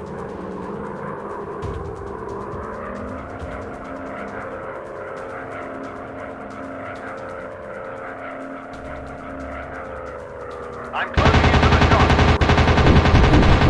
Man is down. Got him in sight. The Hun is going down. I'm on him. I took a hit. Enemy down. Enemy bombers in sight.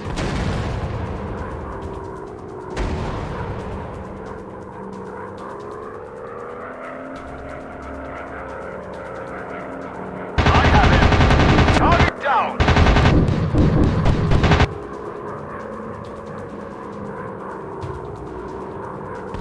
I'm on him.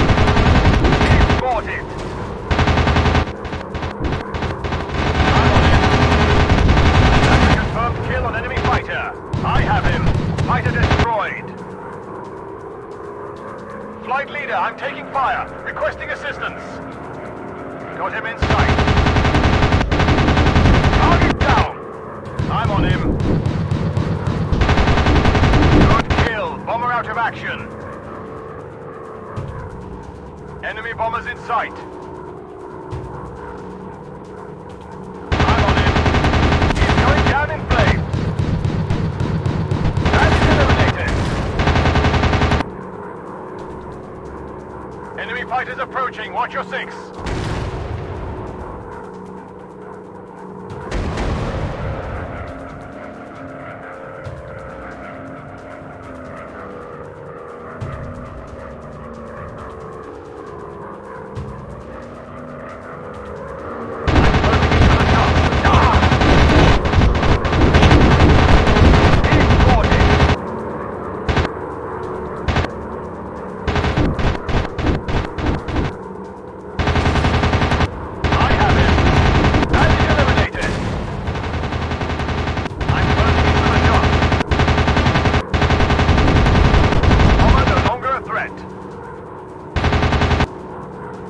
Enemy bombers approaching. Watch out for their guns.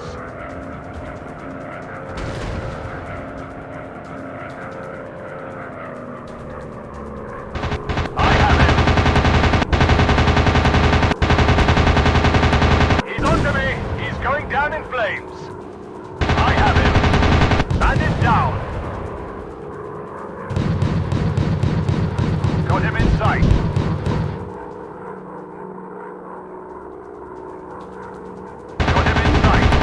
Down. I need some help with those bandits. Put him in sight. Enemy bomber down. I'm on him. Bomber no longer a threat. Mission critical target destroyed. I'm on him. Fighter down.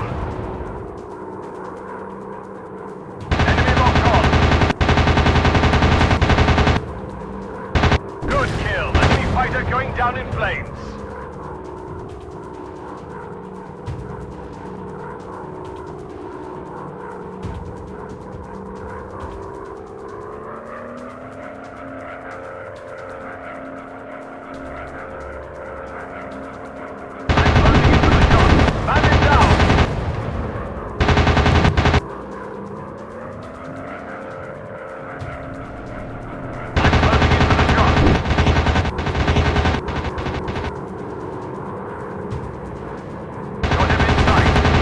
down in flames. I have a visual on enemy fighters.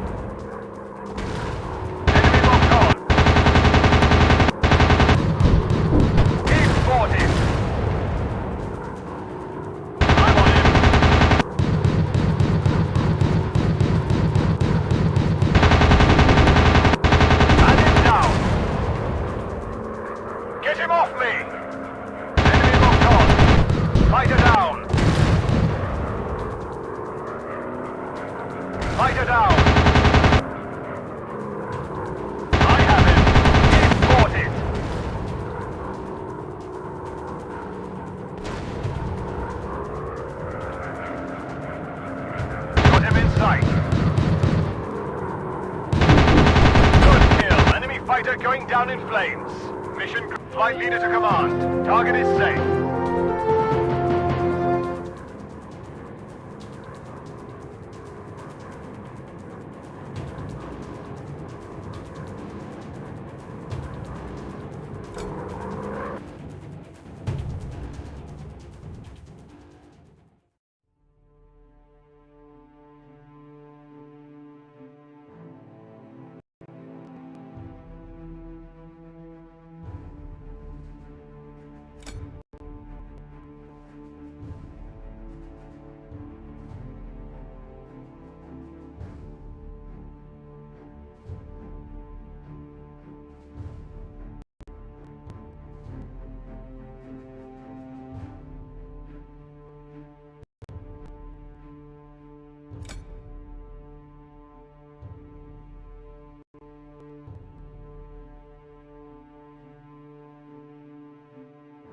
But I have to do the whole camera 2, yeah, until I set it up. Let me set it up.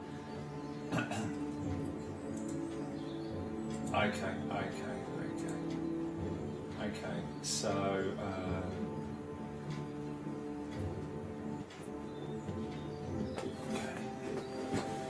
I'm going to have another go, folks. Don't laugh. Right. Okay. Coming here. But I have to do the whole camera 2. Okay. Skip binding. Going in here. Going to there. Go to screen mirroring. That should pick that up. Oh, I'm going to have to come off phone. Go comms, Julie. Go comms, go comms.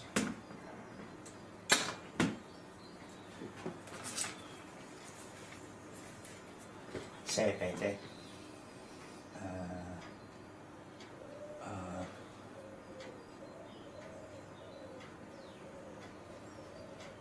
It's your bit. Chuck ices. Right. Now look here, Dyer. One more bloody chance and that's the end of it, okay? Yes, sir, Mr. Downing, sir. Yes, sir, yes, sir, Mr. President, sir. Okay, well, you know, come along now. Okay. Right, first of all, it's not picking up any audio, is it? For a start, is it?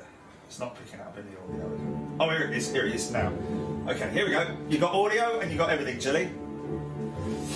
But hold on, I need to capture it. I need to capture it first, don't I? So, what did you do? Display capture or window capture? I can't believe you remember now. No, it's not doing that. Was it? Okay. Sometimes it's a little bit... Yeah, just stand by.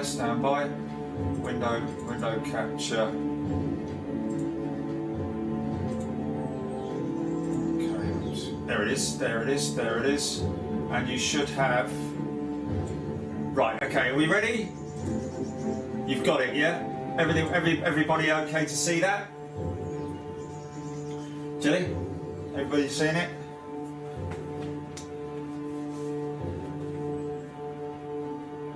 Now look here! Morning, morning! Oh, sorry. Oh! Started streaming.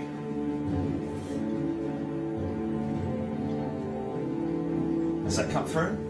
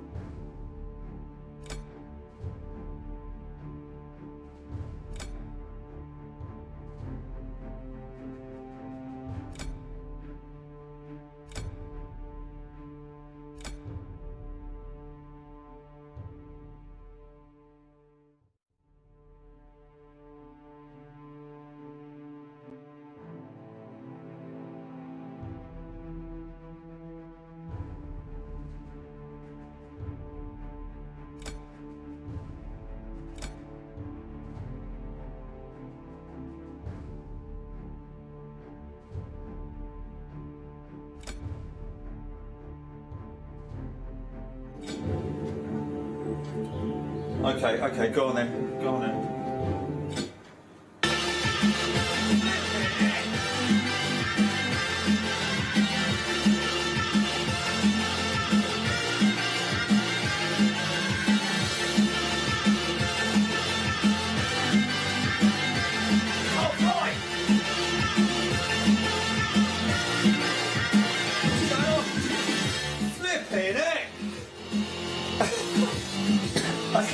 What do I do? Do I press something?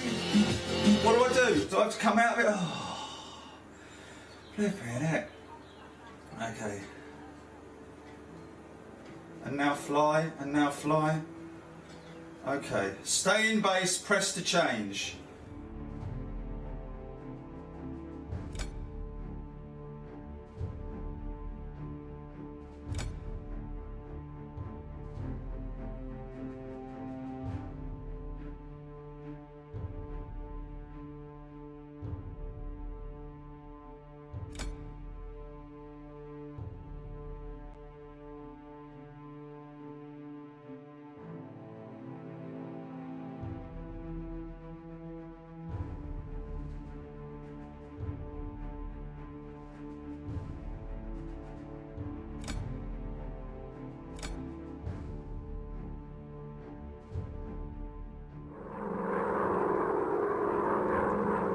Squadron, here are your objectives for this critical mission.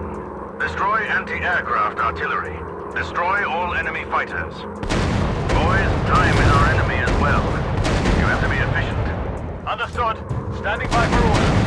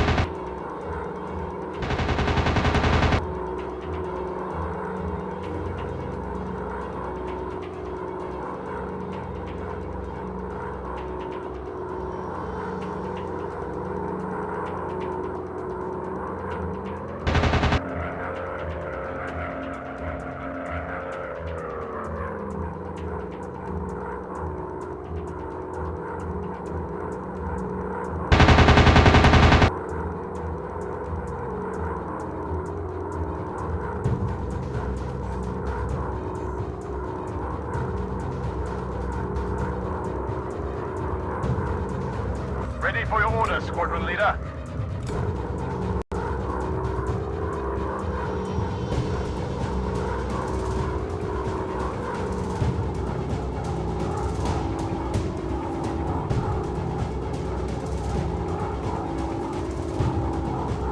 That's a confirmed kill on enemy fighter.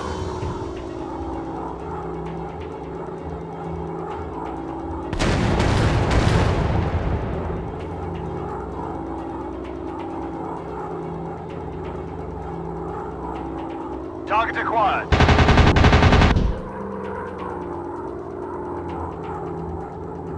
Bomb away!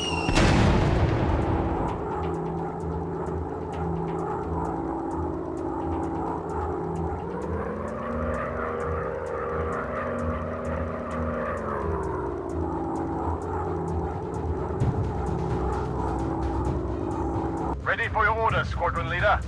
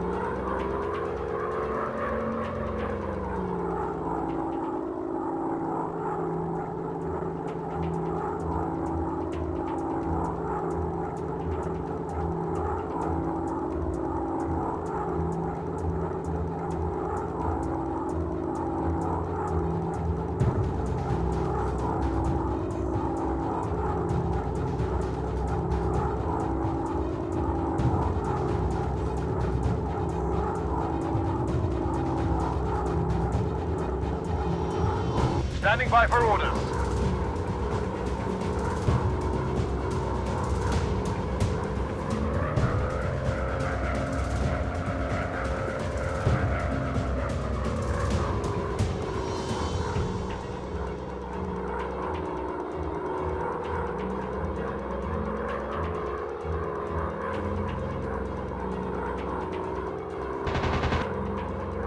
That's a confirmed kill on enemy fighter.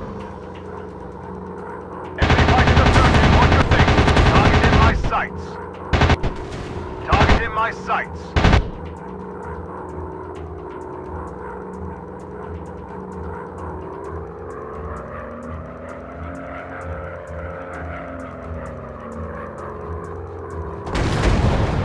Enemy locked on.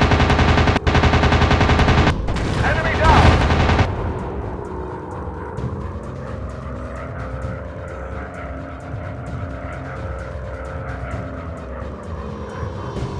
Got him in sight. Target down. Awaiting orders. Enemy fighters approaching. Watch your six.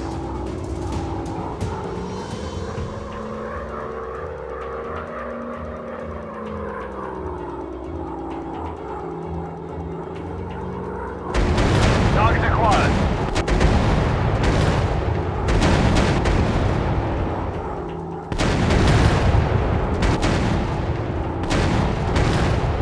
Dropping bomb.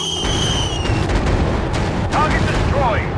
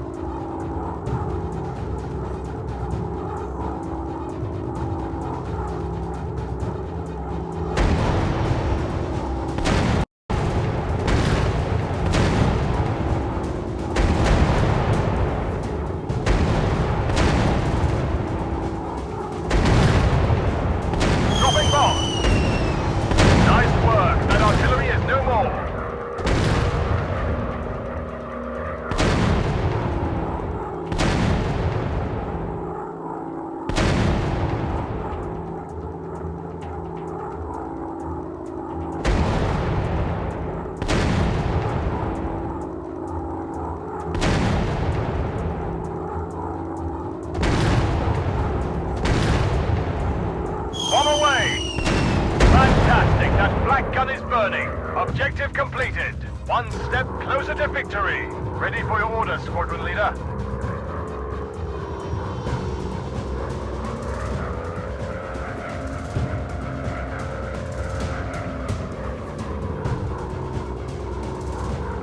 Got him in sight. Enemy fighter eliminated.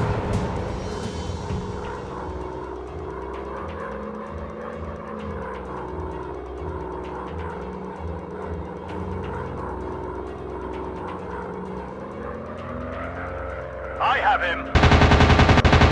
Fighter destroyed. Objective completed. One step close. Flight leader to command. All targets destroyed. Mission complete.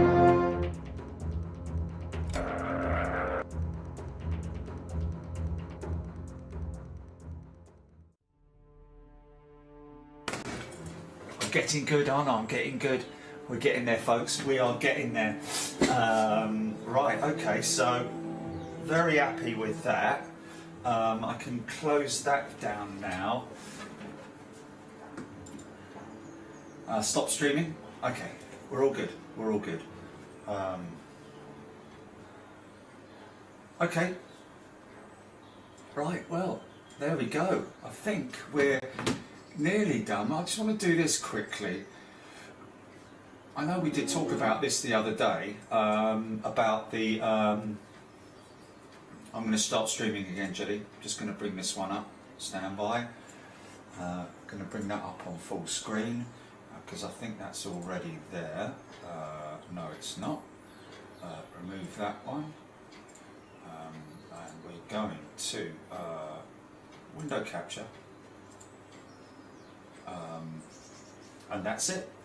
Are you ready to start stream? Are you ready to flip to Ops, Jelly? Stand by, just let me press OK on that. Okay, you're good for Ops, and here we go. And switch to Ops, please. 9 minutes long, folks. This is the An-225, a walk round at the ILA Berlin show. And you might spot the Big Jet TV sticker, the little blue sticker on the that we stuck.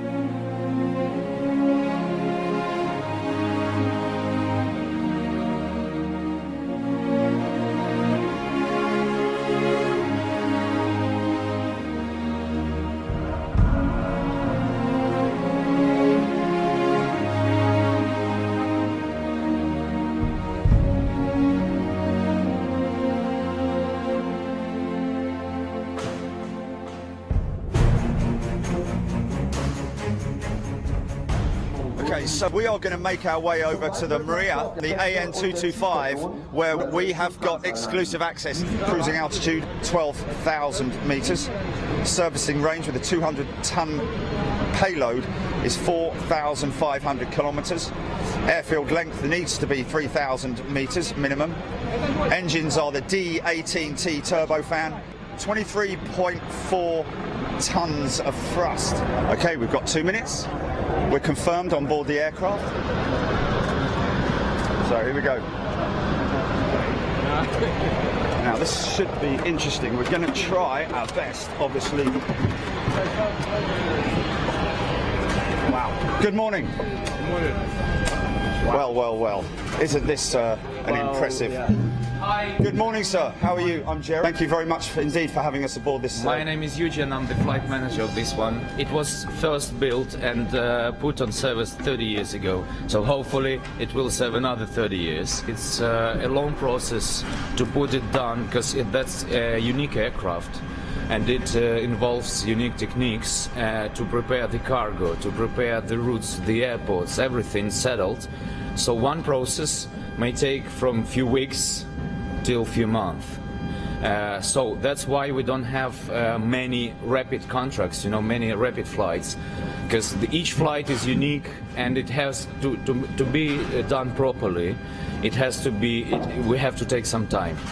Now we say that when it stops, it's just only for maintenance, because that big aircraft requires heavy maintenance, some time for that.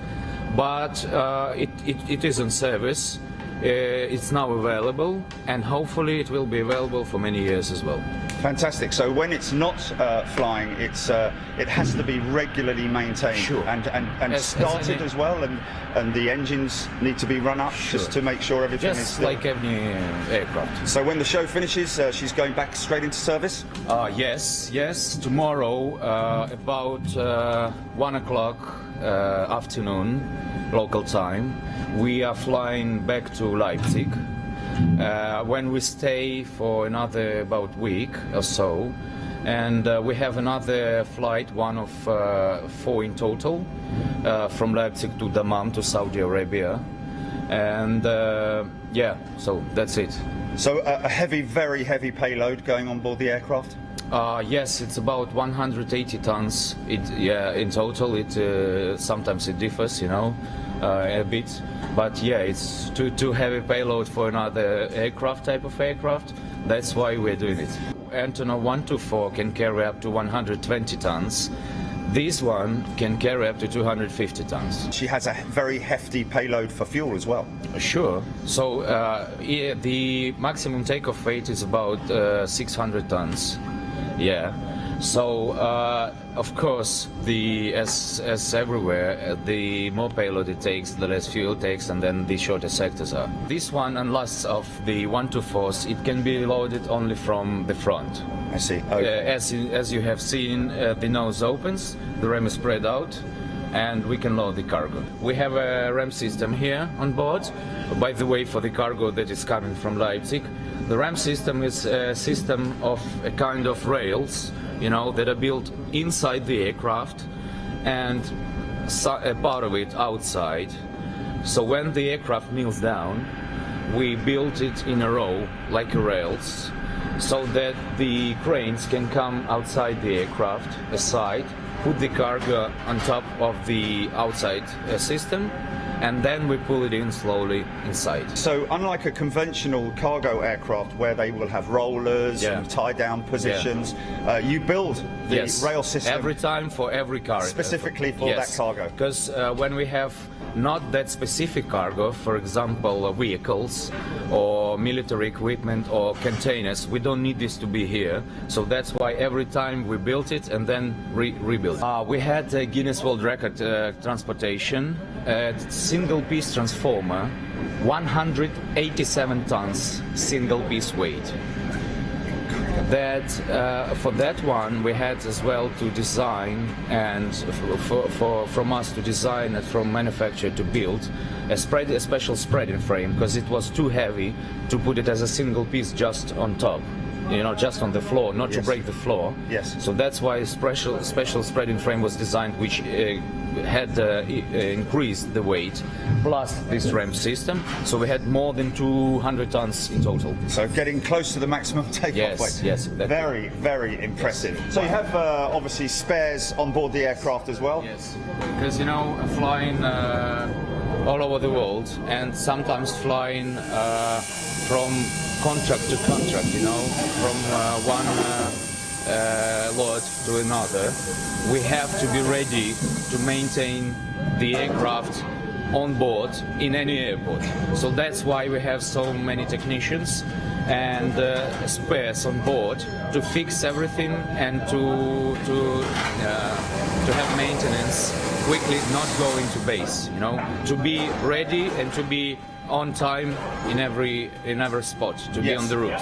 Okay, here we go, up into the flight deck of the An-225, biggest aircraft in the world. Now you will be amazed how big and open plan this area is, ladies and gents. Okay, so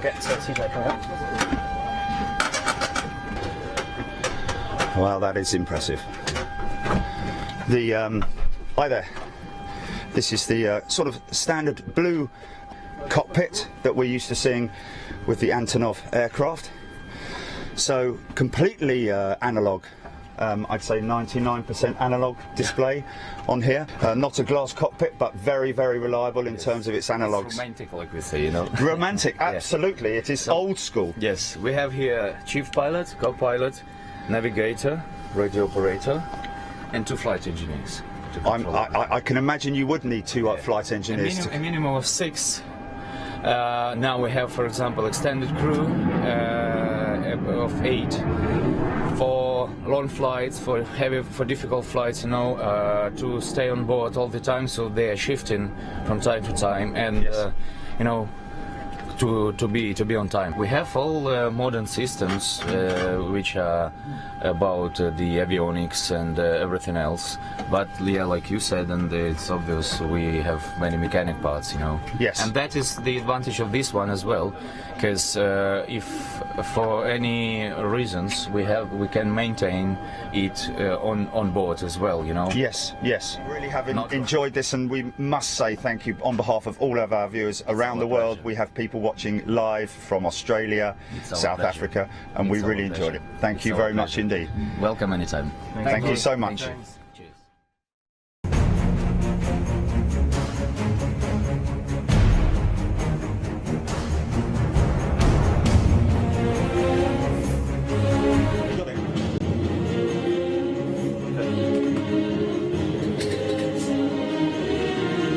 Yes, on the model. Yeah. There you go, folks. How about that? Somebody wanting to see the finished DC-8 from yesterday. I think it was somebody saying, "Can we see the DC-8? Didn't see it finished." La la la. Valerie, yes. So there we go. There it is, folks. The DC-8. A little bit disappointed with the decals on the wings, you know, given that background there. But as you can see, I have made it with the undercarriage in the retracting position. Just to give it that little bit of sort of like flight, even though the flaps and slaps are not extended. Even so, I think it's come up quite nicely. A little bit of weathering on her, but we did it in 5 hours, folks. We did it in 5 hours. Managed to get the front sorted out as well. But yeah, and for the pictures that I've done, there's one, the sky. This is definitely my favourite one. So this is what I did with my monitor magic, monitor model magic, the Triple M. Look at that. Oh, blimey, what's with all the lines and streaks and horrible stuff going on there? Hold on a minute, let me just put that through. Let me put that through obscurely, because that's like blooming horrible, isn't it? Okay, I should be able to get that up there.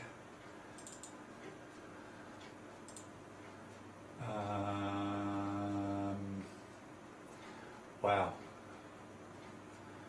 I need to, there's a lot of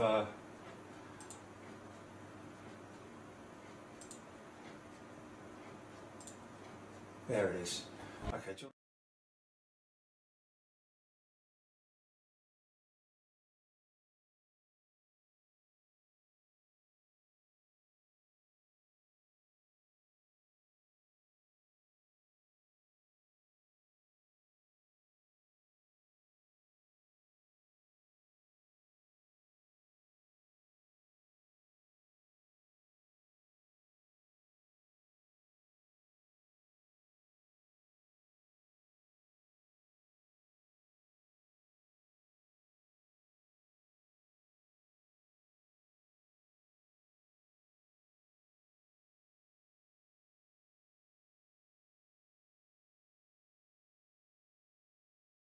Go on then.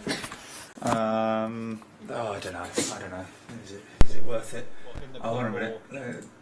Now they can hear me. Okay. What, in the pip or just it just came on? Did it? Now it's on. You'll probably find that it's on now. Okay. Okay. Because now it's on. But there you go, folks. That's just a little bit of, and we're gonna try and do a little bit of messing around with that on Photoshop, try and take the stand out of it, and also obviously in that picture there, retract the undercarriage. And the other one that I did was that one there, which was a little bit more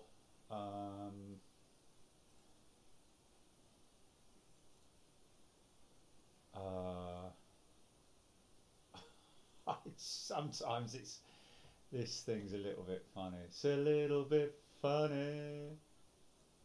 There it is. There it is.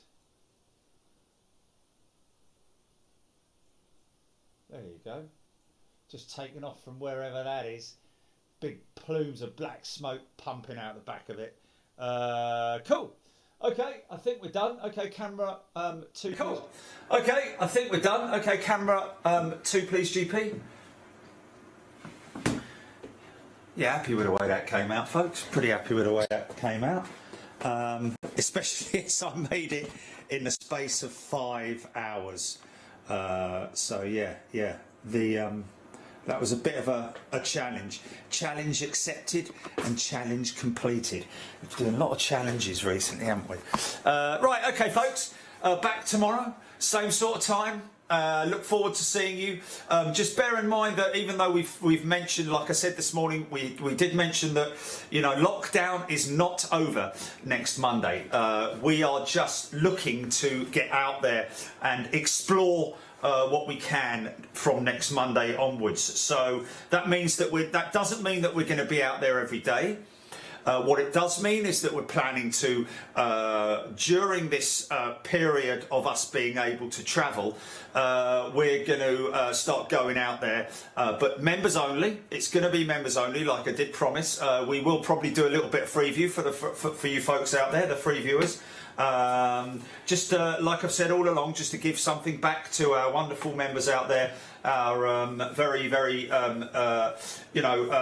patient members, I have to say. So thanks so much for that. So the plan is next Monday we'll start going out there, but Tuesday we'll probably be here. Wednesday we'll start the sort of like Wednesday midweek show, and then on to Saturday or Sunday, one of those two days in there that we'll be trying to get out there. Just bear in mind that it's going to be another week before we're able to get onto the southern runway operations, because obviously our position at the Renaissance is not available at the moment, only because they're using it as a quarantine hotel.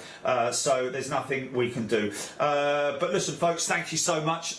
Enjoyed your company today. Again, a great amount of people tuning in and watching. It's been great having you with us and the company. Well done to Jilly for and I'm just going to sort of like practice that a little bit more. Nearly got me. I'm nearly dialed it in on Infinite Flight with the landing procedures. Nearly getting there. I'm just sort of like, you know, really finding my way around it now. It's all about speed and height. That's what it's all about in terms of, you know, flap settings and gear down. When you're putting all of that down, you're about, I guess you're about 4 miles out before when you're putting your gear down, something like that. But anyway, I'm willing to take any schooling from anybody, by the way, on that. So listen, thank you very much indeed. Look after yourselves. We'll be back again tomorrow on Big Jet TV. Thanks for your company. See you later. Bye bye. Oh, great. That was crazy. That when it just completely shocked me, that whole thing with that. So I need to.